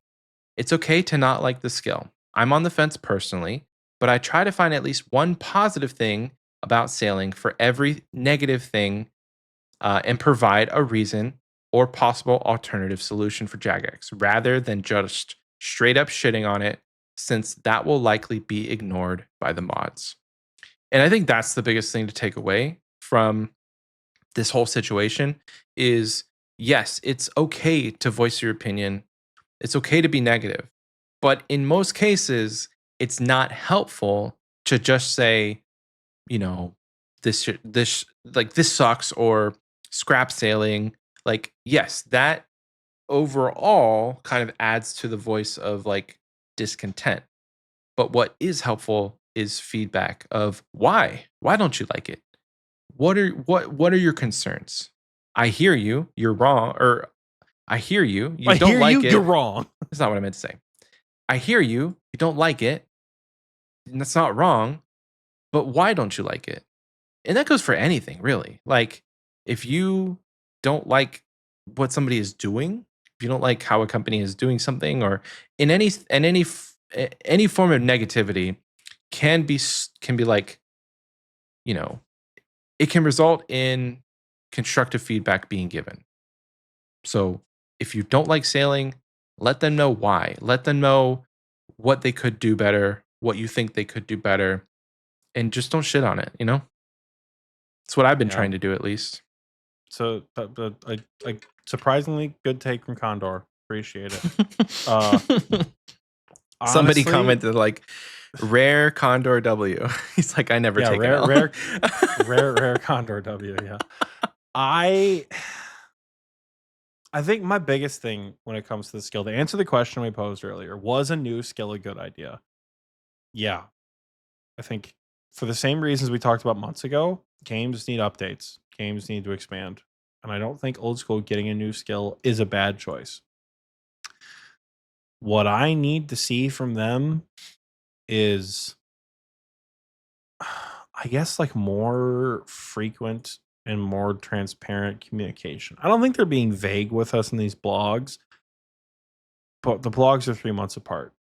And the blogs have been telling us the exact same thing. We need a much bigger look under the hood. Give us like an old Bungie Vidoc. Give us like 30 minutes of various people like making shit, showing us how hard this is to do. If you got to write 2 million lines of code, show us that. Because then we can say like we have a better grasp of what things are looking like in the trenches, and we can offer more constructive criticism, or we can give you more positive feedback of like, actually, this shit looks pretty fucking good. Yeah. And I'm really excited for it now that you're showing me more pieces of it. Yeah. I Great think point. that is, we need, not that their communication has been bad. I think it's just been too infrequent and it's been too not saying enough. And I'm sure there are going to be J mods who are like, yeah, you're a fucking you're a pretentious spoiled whoever, because like we have been giving you blogs, we have been saying like, oh, there's this, there's that. We've also been working on a lot of other projects at the same time. I get that, that's fine. We just need something to sink our teeth into. As I have said last week, be more communicative, tell us about this other shit that you're working on. hmm I don't know, You know what man, I would love to something. see? So back in the era of Chambers, before they released Chambers, actually, they would do design live streams with Mod West and Mod Ghost. That shit was Ooh. fun. Like I got to watch Mod West design Mudadial. Take it from like this green square and like pull out the legs, put the little thing on its back, like make it snout. Like that would be so much fun. Like once they figure out this navigation stuff, like have weekly design streams or even design videos, like behind the scenes videos. Or even show us the navigation stuff on stream one day. They Like, could. let us know how hard it is, Yeah. dog. Like we need, I don't know. I think Yeah. that'd be fun as shit though. If we actually got like a live design pitch Mhm. of how they're doing it, dude. Yeah. Watching Mod Jerv cook like crazy on stream, that would be insane. It's That'd really be so cool. much fun. Yeah. Like there's just been so much stuff that has been NDA. They can't talk about it. They can't release it. They can't confirm it, but Which, like, why not? 2 It's years your later, shit. yeah. Like, it's your shit. Why are you under NDA with your own shit that we know is coming? We chose it. What do you Yeah. mean? Yeah. It just I don't know. I agree with you. We need more It's probably for a transparency. stockholder thing. That's why. Yeah. For It's probably if they say development corporations. is. Yeah, I was gonna say if they say development is taking too long and it's a little fucked up, people are gonna lose their mind, and everyone's gonna Jagex is gonna lose money somehow. I don't know. Mm. I'll still pay for membership. I don't know. I would love more transparency, but I'm not a shareholder, so shareholders are terrible, dude. Like that's I don't want to get into capitalism, but frick shareholders, dude. Anyway, Capitalism is what has destroyed RS3. It is what has destroyed basically, the game that people loved so much in their childhood because, yeah. money. Like there were problems before that too that were really inherently not good. But I recently watched a documentary. I forgot the name of the guy who posted it, but it was a really cool like delve into why EOC happened and kind of Oh. what went on during that time at the company, and how like Mark Gerhardt accidentally leaked RS3 on one of their development streams, and people were basically doing what they were doing in kind of like how when people say like, Raids 3 when way Yeah. back in the day, how they used to spam that in chat. They're pretty much doing that, but for like actual issues. Like, why can't we trade? Why is the botting problem so bad? Yeah. What is Wheel of Fortune? We hate this shit. Like, get Solomon's store out of the fucking scope, please. EOC bad. Please don't do this. Yeah. And they didn't listen. It's still They there. didn't. They thought it was such a good idea. There's actually a fantastic video of Mod Mark at RuneFest very quickly shutting down the idea of a throwback server. Somebody was like, Really? "Oh, would you do like would you ever consider like an old school version of the game that runs on the old combat system?" And he goes, "No."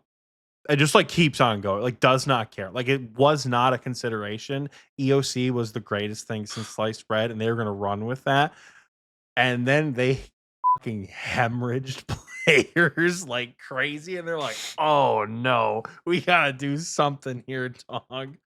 Um, In terms of it was a really good. I gotta find the link to it, yeah, I'd and love to I'll watch post that. it. I'd love to watch I'll that. post the link in the description of this episode because it was Sweet. a really good documentary on what how it all went down. You know, I mean, and understanding the why is half the battle. So if you can understand somebody's motives and you can get on their level, that's when you start to kind of like accept or totally reject what they done. And so like from the outside looking in, these might have been terrible decisions. But if we can understand why they made them, it could help cope, I guess, in the sense that mhm. like I was a kid when EOC was released. So I don't know if my half developed brain really understood what the why behind it.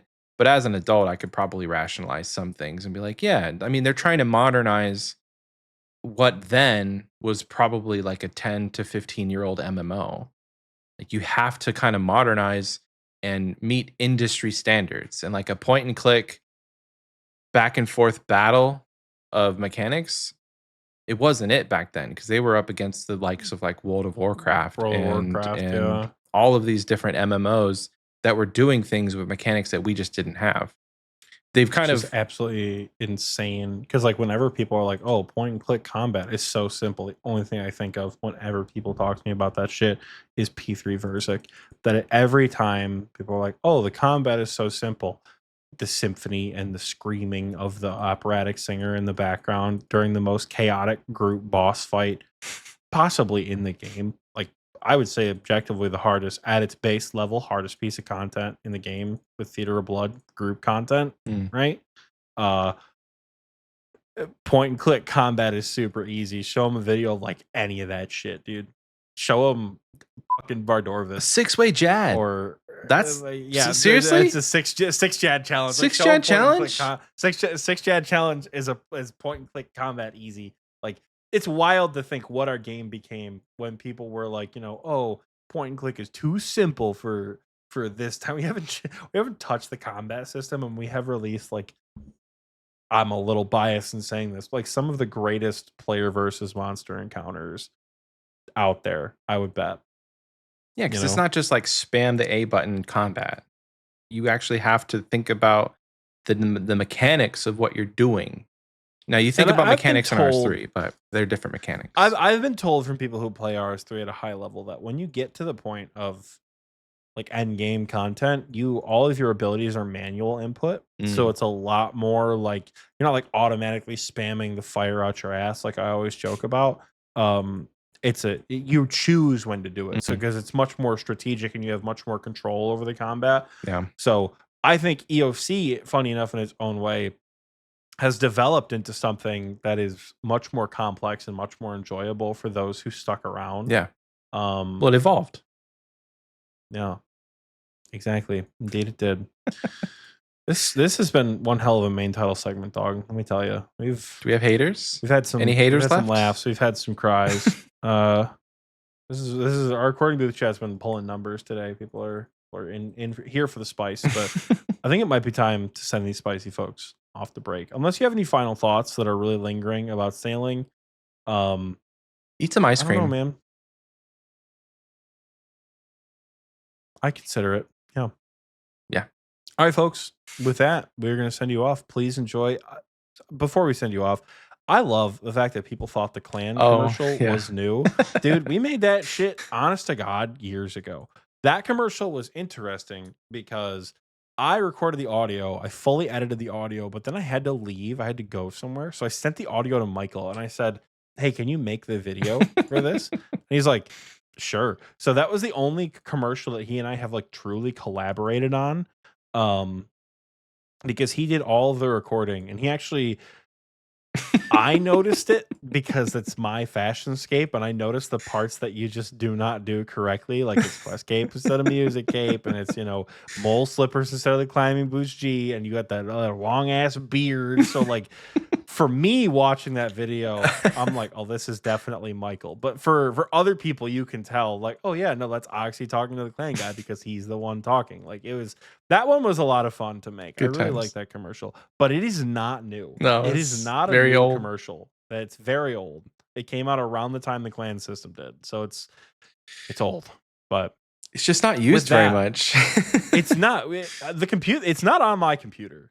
I Oh, need to really? get in there and download it. Yeah. I don't have that. I feel like I don't have like any of your commercials. Any of like the Fat Tony or the Ardoyan. I don't have any of We those should on my find PC. I need to download let's them. put them in the drive because They should. I think all of mine are on the drive that I've made, but you guys will get more commercials eventually. I've been scripting ideas for many, many months about commercials that are upcoming during a specific thematic month that we always do on Xpwaste. Very excited about it. But okay, now we're going to send you off for break. Enjoy the reused commercial.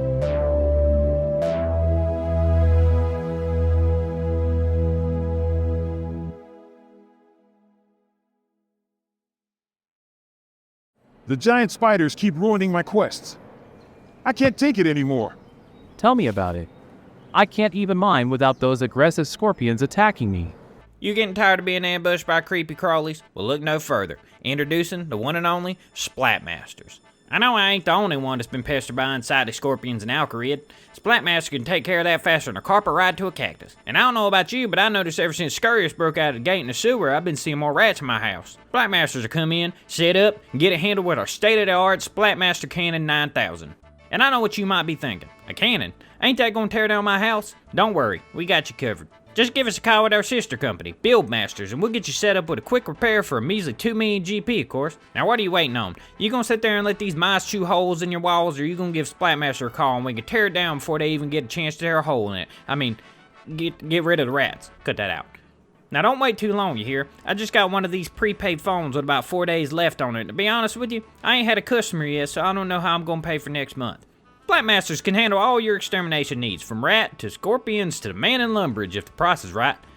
So give us a call or send a carrier pigeon if it's been more than 4 days. Splatmasters. We might not hit the mark, but we sure make a splat.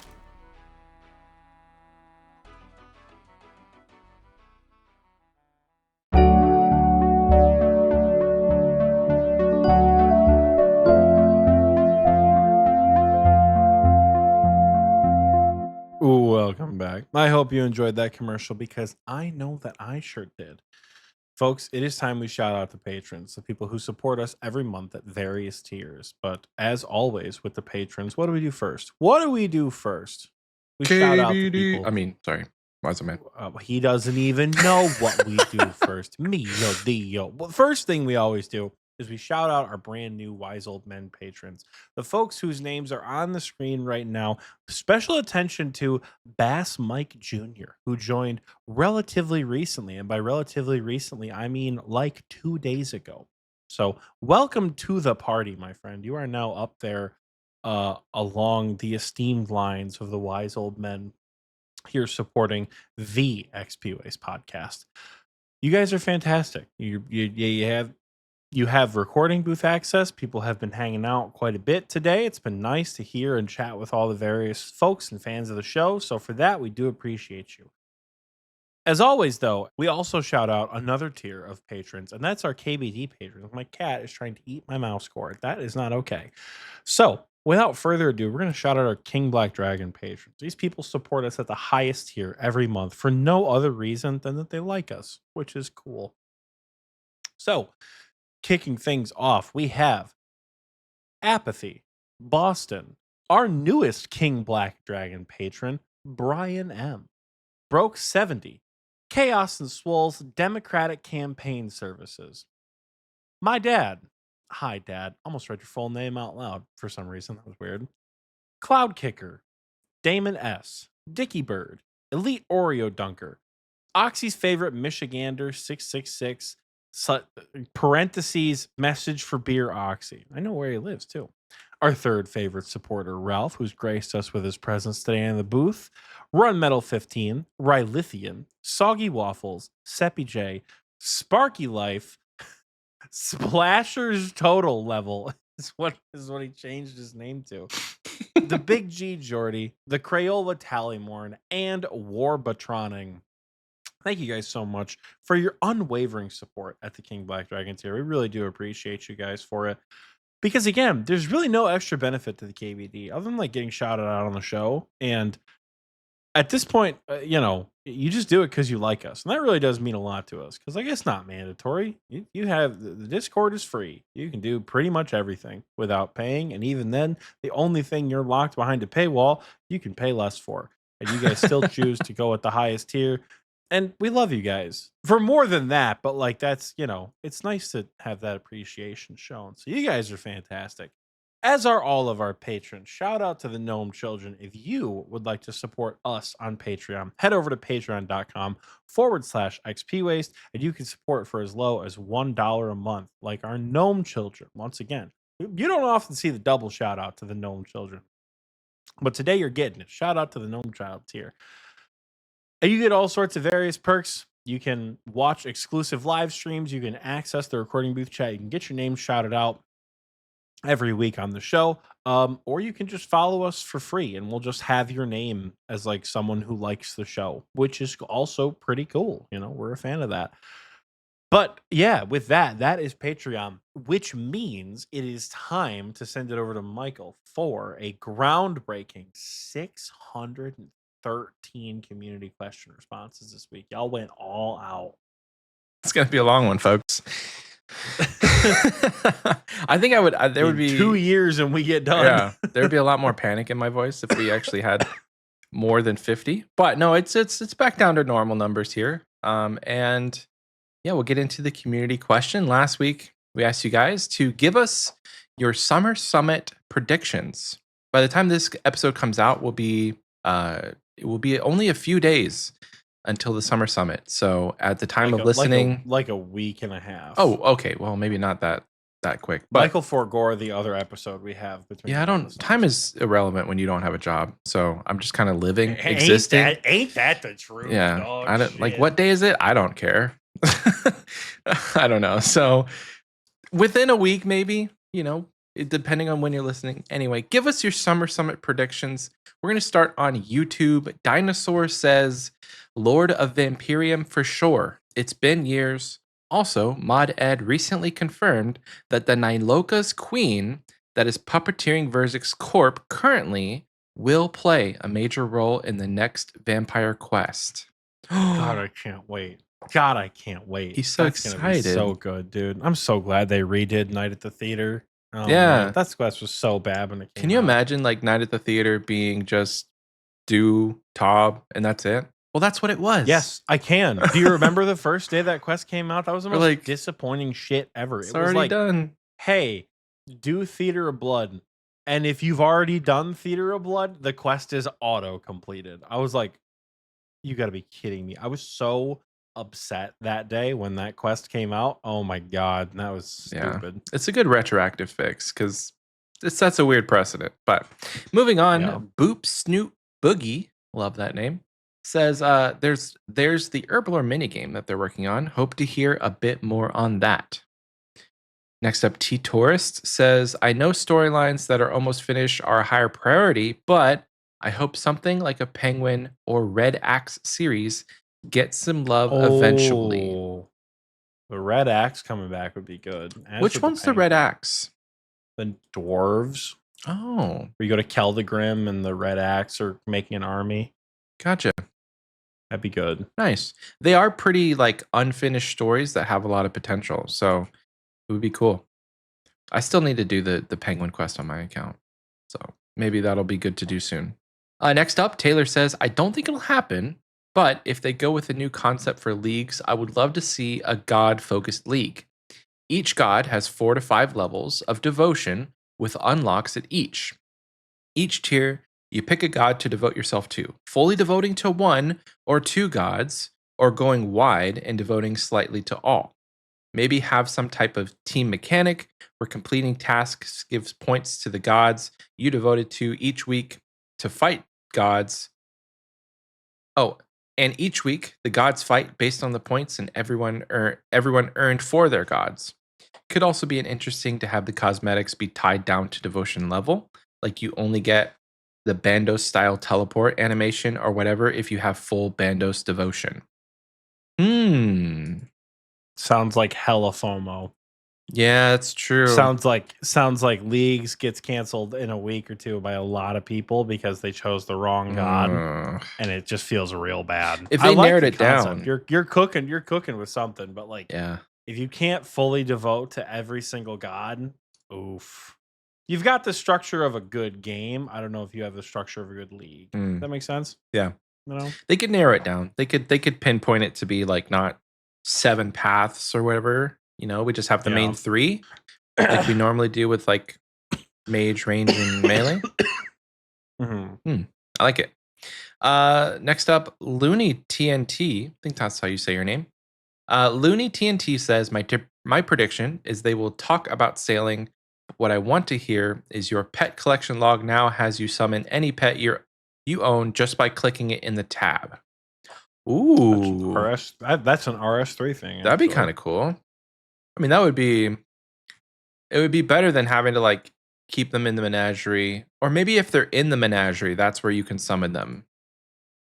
Because yeah, having it be an item doesn't make total sense. I would be fine with that. Next up, Fizzman15 says, there will definitely be something that's a huge curveball, and I reckon it's a new minigame we aren't expecting that'll be located on Karamja. It's crazy enough idea that I feel no shame being wrong, but would be awesome to be right. The thing I'm most excited for, though, is a mobile rework in anything quest related. A new minigame on Karamja. That's like a left field one that I feel like could be pretty cool. I would kind of feel bad if we got a new minigame when there's so much potential ripe for the taking with all of the current minigames to like rework them.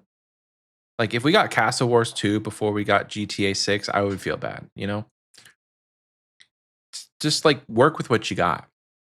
Anyway, air quotes. Next up, air quotes says, for sure, they will announce the next League in Varlamore Part 2, including the Herbler activity.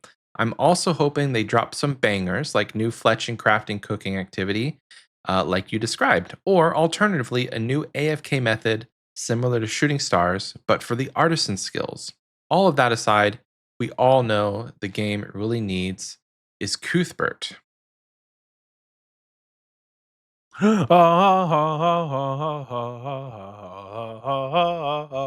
I stopped randomly because I thought there was like a C more, but that's it.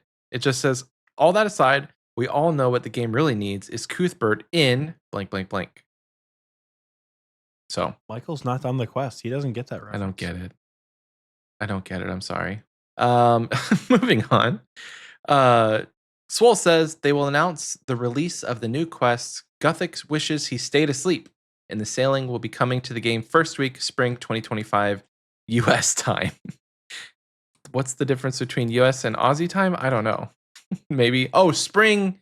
I get it. Spring is not the same in Australia. It's upside down. Heidi says the biggest wishes for the summit: Twisted League 2 retwisted, featuring Varlamore Part 2, and maybe a boss encounter system that lets you face some bosses that can't be encountered in Zaya on a rotational system. Oh, okay, dude, the fucking breaches from Armageddon on Twisted League. That'd be kind of cool. Was this Heidi? Heidi. This was Heidi. Dog, you are cooking with that. Okay. That's a good suggestion. Nice. You're cooking with that one. Yeah, it's like give us the opportunity to fight like Bandos out in the wild or something. That'd be so stupid. That'd be great. Don't know. And then he says Varlamore Part 2, and then Cold War 2, mech suit fighting. Maybe the frogs from Varlamore rise up against the penguins, and you have to side with one of them. Ooh. Probably need to do the frog quest. This is embarrassing. I'm getting responses that I have no comments for. Maybe I'll do that tomorrow. Definitely tomorrow. Next up, KLVTZ Kvlitz OSR says, I think they'll do a Twisted League 2, but it's for Varlamore. However, I don't think it will come out till after Varlamore Part 3, which people seem to forget is happening. What? I forgot about that. I didn't know there was a third part to Varlamore. At any rate, if we get like Twisted League 2, not this bingo, but the next one, I still would be very happy because it's going to include Varlamore. So finally, last one on YouTube. Bram says they better give some wilderness updates. Maybe a new huge wilderness city, a big quest, and a new multi-boss. Funny enough, there has been 2 game jams where they've talked about wilderness updates. I think the last game jam they did, but for sure, game jam from like a year ago, they had a whole concept for like north of the wilderness, north of level 52, this whole city that you could go in. Whether or not it was safe, I can't remember, but it was a really cool concept, and it came with like this big dragon boss that I think would be really neat. If we need, like, whether or not we need a new dragon boss, I don't know. We have a lot of dragons already to fight in the game. So, there's a lot of dragons, but like the Hycodal is coming out. There's just a lot of dragons. So I could be like, I could go for it or not, but the new wilderness city does sound kind of cool. That's going to do it for our YouTube replies. Moving on over to Spotify. Thor Jones says, oh, sorry, RSN Discord name is Ketone, not Thor Jones. Predictions. Lots of sailing content, including raids 4 being an underwater raid, Varlamore Achievement Diary, and the completion of a quest storyline, potentially the Majorat storyline. Brian M says, for the Summer Summit predictions, a Varlamore Achievement Diary and a Perilous Moon's Pet is all that I want. I think a Varlamore Achievement Diary would be sick. The thing is, if there really are more updates to Varlamore beyond Part 2, we're not going to get that diary for a long time. True. It was 3 years before we got it. No, it was longer than that. It was like 4.5 before we got a Zaya Achievement Diary. Very true. Remember? Yeah, it was a long time. So yeah, it took a while for them to like suss it out on what tasks would make sense, and I'm glad they waited. yeah, because they just kept adding shit though was the thing, and I think it's where they're at with Varlamore. They're gonna keep adding new shit, and I think it's gonna be great. True. Yeah, I would feel bad if we got like tasks added retroactively. Like, oh no, you have your achievement cape, but we took it away because you have to go do this task. Like, it makes sense for the combat diary because you can't just not add new bosses and new tasks. But I feel like once an area is locked in, it's locked in. Not forever, but like if they continue to update Varlamore over the next couple of years, every 3 months we're getting a new task just feels kind of weird. But, I guess there is like, would you rather wait 2 years and have a finished product, or would you have it now and just like incremental updates? It could be in both camps. But a Perilous Moon's Pet, those NPCs that you fight are too good not to have a pet associated with them. And like you could have like maybe I always forget what they're called, but it's like you could have that race, you could have the original deity that you kind of interacted with, and then you could have recolors be random drops or milestone drops or something. Like if you complete the whole Blood Moon set on your collection log, then you get the Blood Moon transmog on your next completed run. That would be really neat. Anyway, moving on. Daniel says, first sailing quest where you rescue stranded sheep out in the ocean and lead them back. Call it Sheep Herder 2. That'd be kind of fun. Moishan says, I'm hoping we get updates on shamanism. I don't know. That'd be kind of weird. That'd be kind of weird, wouldn't it?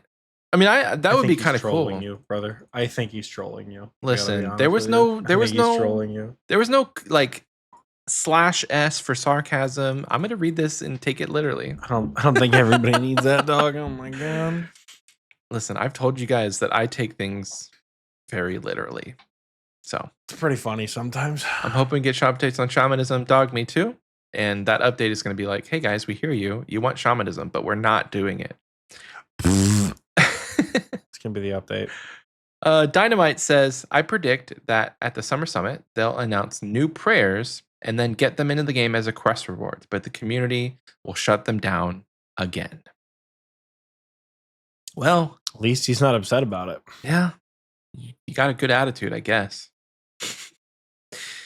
New prayers. I don't know. I don't know if the game's ready for new prayers. I don't know. We did them in leagues and everybody liked them, but I don't know. Maybe I'll do, if they have the new prayers in the next league, maybe I'll mess around with them. But next up, though, Ryan says, I disagree that we need sailing updates for them to push it out ASAP. Honestly, after how many giant budget games get released just absolutely broken, I'd much rather wait an extra year or two and have sailing come out really well thought out and polished than to have it be janky and annoying and ruin any and all hype that it had. I mean, you bring up a great point. I feel like that's kind of what we talked about this whole time. It's like, see the first half of this episode. yeah. Cram Sintram says, just commenting to try and beat the 52 comment record. Thank you, Hell Cram. Next up, Preston says, great episode once again. I like how they released a sailing blog this morning. Good luck, Kings. It really was kind of like, we need to figure out a schedule with Jagex. So like we put out an episode and then they don't just like discredit everything we just said or contradict what I we do said. love when they do that. That's I kinda love when funny. we record on Sunday and we're super adamant about something, and then the next day they release a blog. It's like, hey, we're changing that thing that Michael and Oxie specifically said is bad. And then we look like idiots. Oh my God, the amount of times that has happened on this Yeah. show. And people aren't going to Great. know. They're not going to know that we did a whole bunch of research and put out, an episode a day before. They'll just see us and be like, I listened to this like a year after, and they're totally wrong. Like, Gotta record on Thursdays, Otis said. I feel like we used to not record on Sundays. Sunday is I don't want to say newer. It's been a while. It's been a thing for a while. When we first started, I feel like we did record on like Mondays or something. I think or we Mondays was recorded it on because I was Thursdays or I was Wednesdays. off on like- Mondays. Yeah, we recorded at a different day, which was nice for some things because we'd have a topic in mind and they'd drop a huge poll blog and we'd be like, oh shit. And then we switched to Sundays. What can you do? Zom says, and this is not related to the sailing thing, but I thought it was funny. He says, first intro that I didn't hear you guys mention RS3. Love the pod. Good work. Keep it up. And then I didn't mention it, and I didn't think we talked about it. So, but hey, we mentioned it in this one. So Zom, there you We go. definitely do because we talk about how the quest lines in RS3 work. So it did get brought up. Oh yeah, we talked about it, and we're Surely like, it got we brought didn't up. forewarn them. And we got two more, I think. Yes. Next up, Kurt says, at the Summer Summit, they will announce that any accounts with only one completed master clue that have their bloodhounds will have them revoked. Kurt, I don't know what you got against me, brother. This is the second time that I've been called out. I think there was like 2 weeks ago or something that Kurt's like, Michael, get your screenshot and move on. Just do more master clues. I'm like, no, we'll never do that. Never. But hey, if they took away my bloodhound, I think I would cry. So that would be very sad. And finally, for the community question, Shiny says, I hope they announce Elemental Workshop 3, 4, and 5. All at once? Like all of them? Let's just start with 3. Anyway, that's gonna do it for the community question, guys. Thank you so much for answering. And this didn't take like 16 years, so I think this is good. Perfect. This is great. Perfect. My mouth, Absolutely perfect. yeah, my mouth is not dry. I didn't have to speed read. We're getting out of here at a great time. So thank you for answering last week's question. If you want to answer this week's question, it will be: if shamanism and sailing were repolled today, which one would you vote for and why? You can answer that question on the pinned comment on YouTube, or the comments of the Spotify post. That's weird. The comment section on Spotify. Throwing it over on now to Oxie for Achievables of the Weekables. Michael really out here trying to get people to fight. It's going to be a great community question next week. It is Achievement of the Week time, folks. We're going to shout you guys out for doing a bunch of cool shit in the game, like we always do every week. We're going to start off with the miscellaneous category, often our smallest category as it is this week. You killed Pat, got a quest cape. Other than killing Pat, that's all that happened. Killed Pat, got a quest cape, and that's the miscellaneous category for us this week. Moving on up to the combat achievements section. 3 new fire caves this week with Rejected Wish, Eraser, and Strider 73. Yep. I mispronounced Rejected Wish at first, I'm pretty sure. So give them credit where credit is due to get their name right. But yeah, 3 brand new fire caves this week. Additionally, RM's Bane completed Corrupted Gauntlet for the first time, and Dice Hunter killed Zulrah for the first time. We do have some folks in the combat achievements section of the combat achievements portion of Achievement of the Week as well. Logger Clay and Shoe both achieved their hard combat diary achievements. I keep popping Herbivore, Casey, as people get stuff in the CC. Like, for example, Riley just got a Tormented Synapse, and I thought that it was the Herbivore pet, and I was going to freak out. Oh, no. But alas, it was not. It was not. So GZ Riley, but F for no Herbivore pet. Moving on from Logger Clay and Shoe's hard combat achievement diary completion, both Jives and Bat Fastard, a name we've not heard for a long time, got their Missouri kits this week. So congratulations to you guys. You got the fancy backpacks. Finishing us out with skilling this week. It's a modest achievement of the week. You guys done a lot of cool stuff. With the skilling portion in tow, Greylon achieved 99 Slayer. For Vitney, achieved 99 Range. RM Job, Nick, achieved 99 Mining as a first 99. Get some help. And then 99 Thieving, which is nice. Blood Pirate achieved 99 Farming. Francine 1225 achieved 99 Wizard. Dr. Gerbert achieved 99 Construction and 99 Herblore, both in Chambers, which only the cool kids get 99 Construction and Chambers. That's all I'm saying. Doom, our resident PKer, achieved 99 Construction. Quest Caper achieved their first 99, I think, with 99 Hunter. Karnaka achieved 99 Fire Making, also, I think, their first 99. Gin Junkie achieved 99 HP, also banned from the Discord, just for laughs. If you know, you know. Miyamo Poppy achieved 99 Fire Making, and Captain Arnav, during the break, achieved 99 Defense. We have 3 total level achievements as well. Broke 70, Chips FE, and Logger Clay with the double-double this week, appearing in 2 categories. They all achieved 2K total level within this past week. You guys did great. Congratulations to everybody for doing awesome stuff this week. And if you did something awesome, you should head over to our Discord, discord.gg/OSRSTNL, and post about it in the Levels and Achievements chat.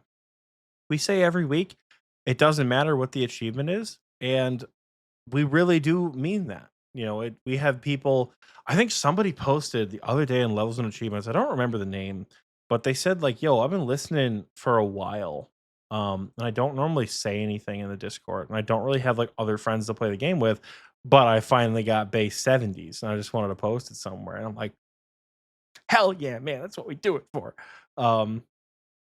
So head on over, dude. Like we always say, base 70s, Infernal Max Cape, Zuck Helm, we don't care. Tell us about the cool stuff that you're doing in this game, because everyone deserves a little bit of recognition, you know? And it's a bit of a chill day this weekend. People are enjoying the last warm Sunday of summer. There's only 2 people hanging out in VC right now. Both of them are nerds.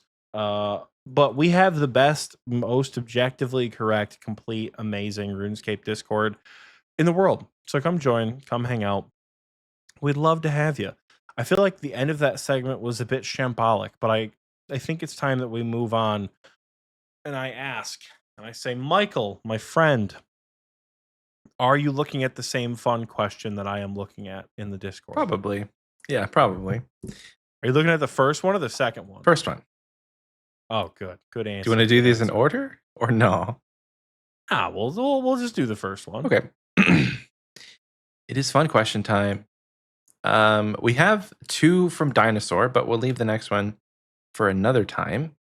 I do want to point out that we will have a guest for next episode. And normally on our guest episodes, we don't do this section. We may or may not read the community question until like 2 weeks from now.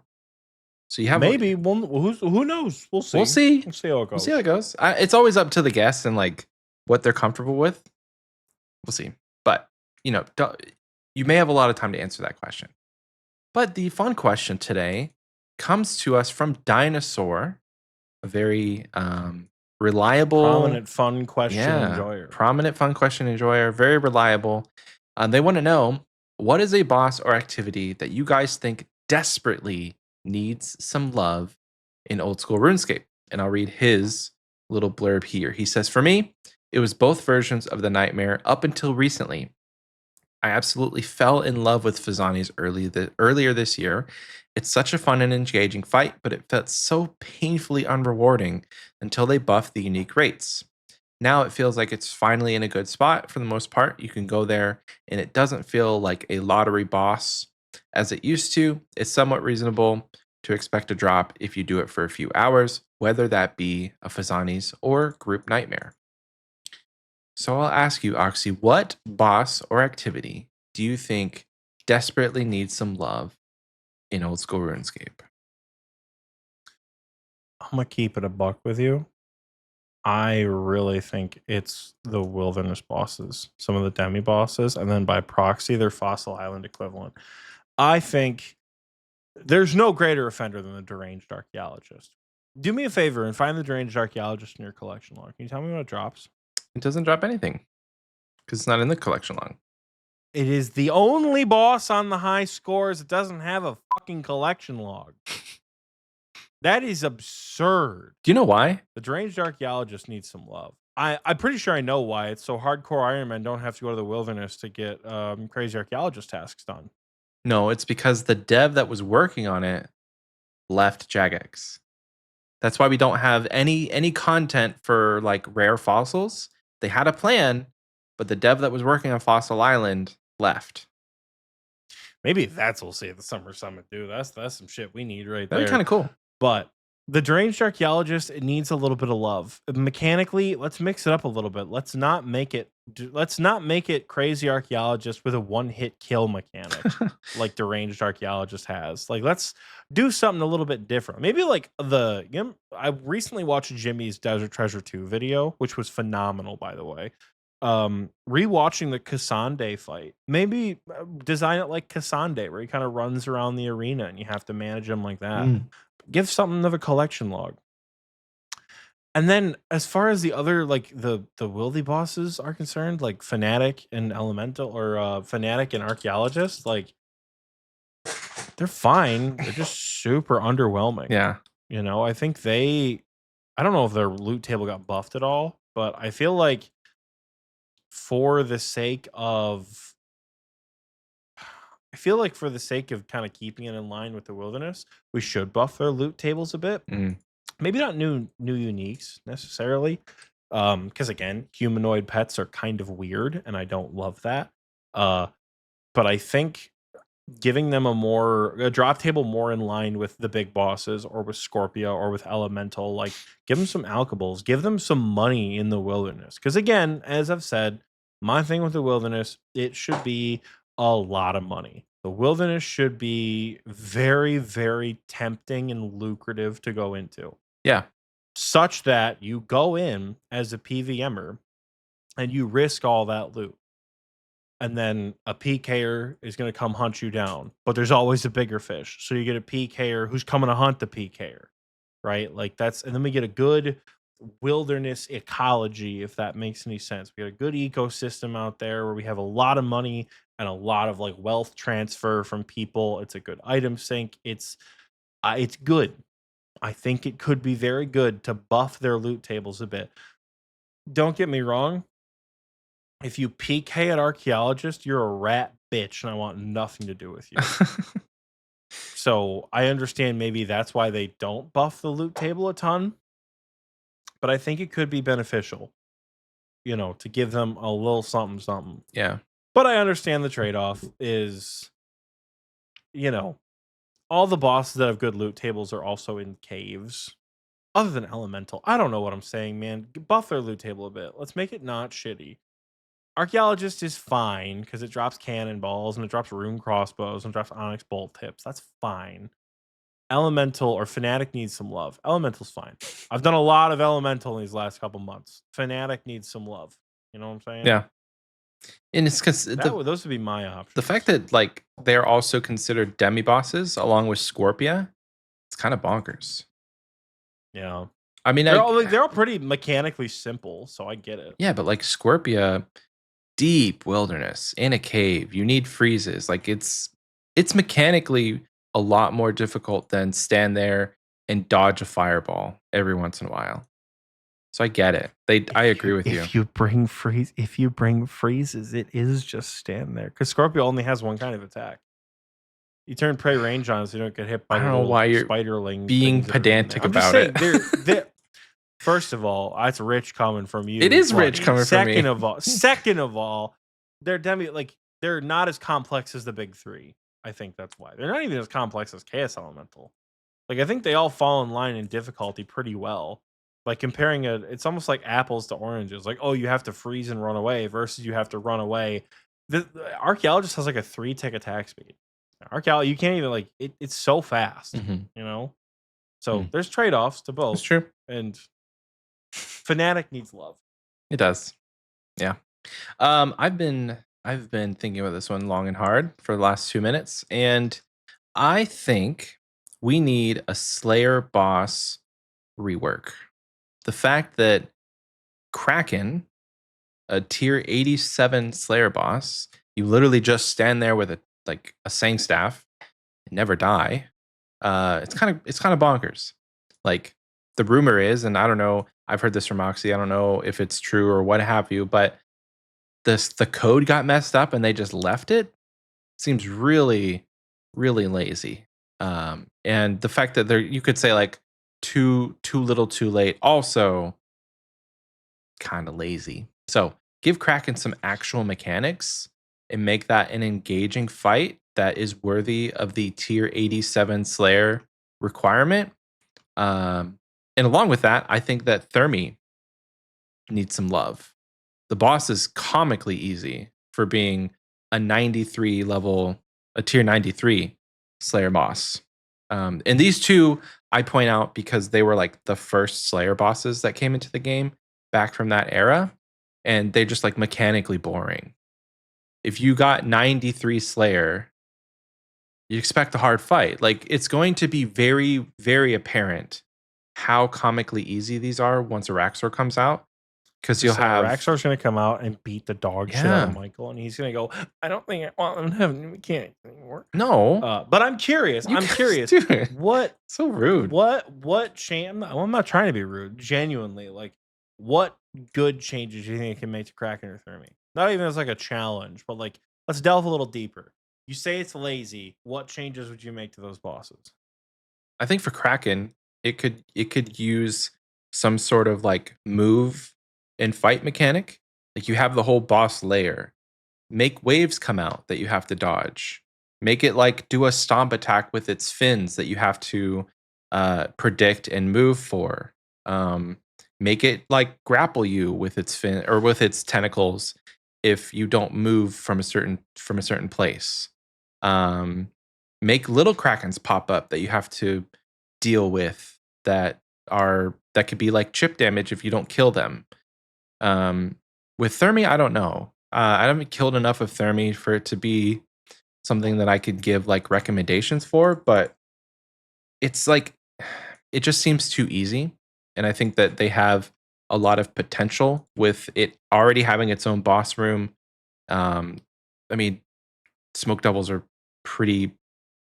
They're like simple in theory, but it's like you have to get 93 Slayer to kill this.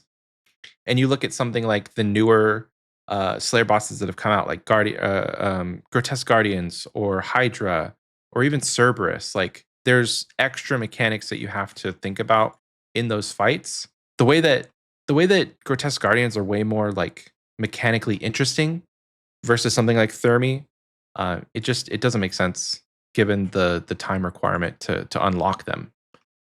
Now, it's great XP, but there's no incentive. Like getting to 93 Slayer, you shouldn't feel like you should feel incentivized to kill Thermi over the regular ones, but the regular baby ones are much better because you can still get the occult and it's better XP because you do them so quickly. I don't know. So those two specifically, you could touch the other ones, but I think those two would probably be where I would start as far as like reworking mechanics to make them more prestigious and more hard to fight. Give them some love. It's good. We're talking a lot about Slayer bosses. Yeah, true. I'm pretty sure. We'll be talking about them soon. Raxor is going to be Right. fun. I don't think I'll do it right away. Like I don't think I'll leave the iron to go kill it. I think I'll just wait for that level once I get it on the iron to experience it. Because there's nothing that I truly. It's 92. You got to be close. I'm 88 right now, so Oh, another close. 6 months probably, which is not like terribly close. But I could get it sooner if I like full force just wanted to do Slayer, which I don't. The only reason I would do full like nothing but Slayer is if I somehow got a shadow drop and I wanted to get 93 for an occult. But I haven't been doing much TOA lately. That's going to do it for the fun question. Thank you, Dinosaur.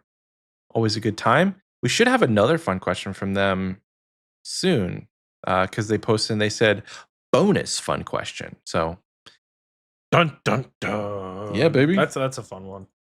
That's a bonus. I did partially answer that one this morning, but I'll get a new answer for the episode because that's a fun one. It's a fun question. That indeed. honestly could be an entire episode. Probably. I don't know about that. Could get player submissions and everything. Could be.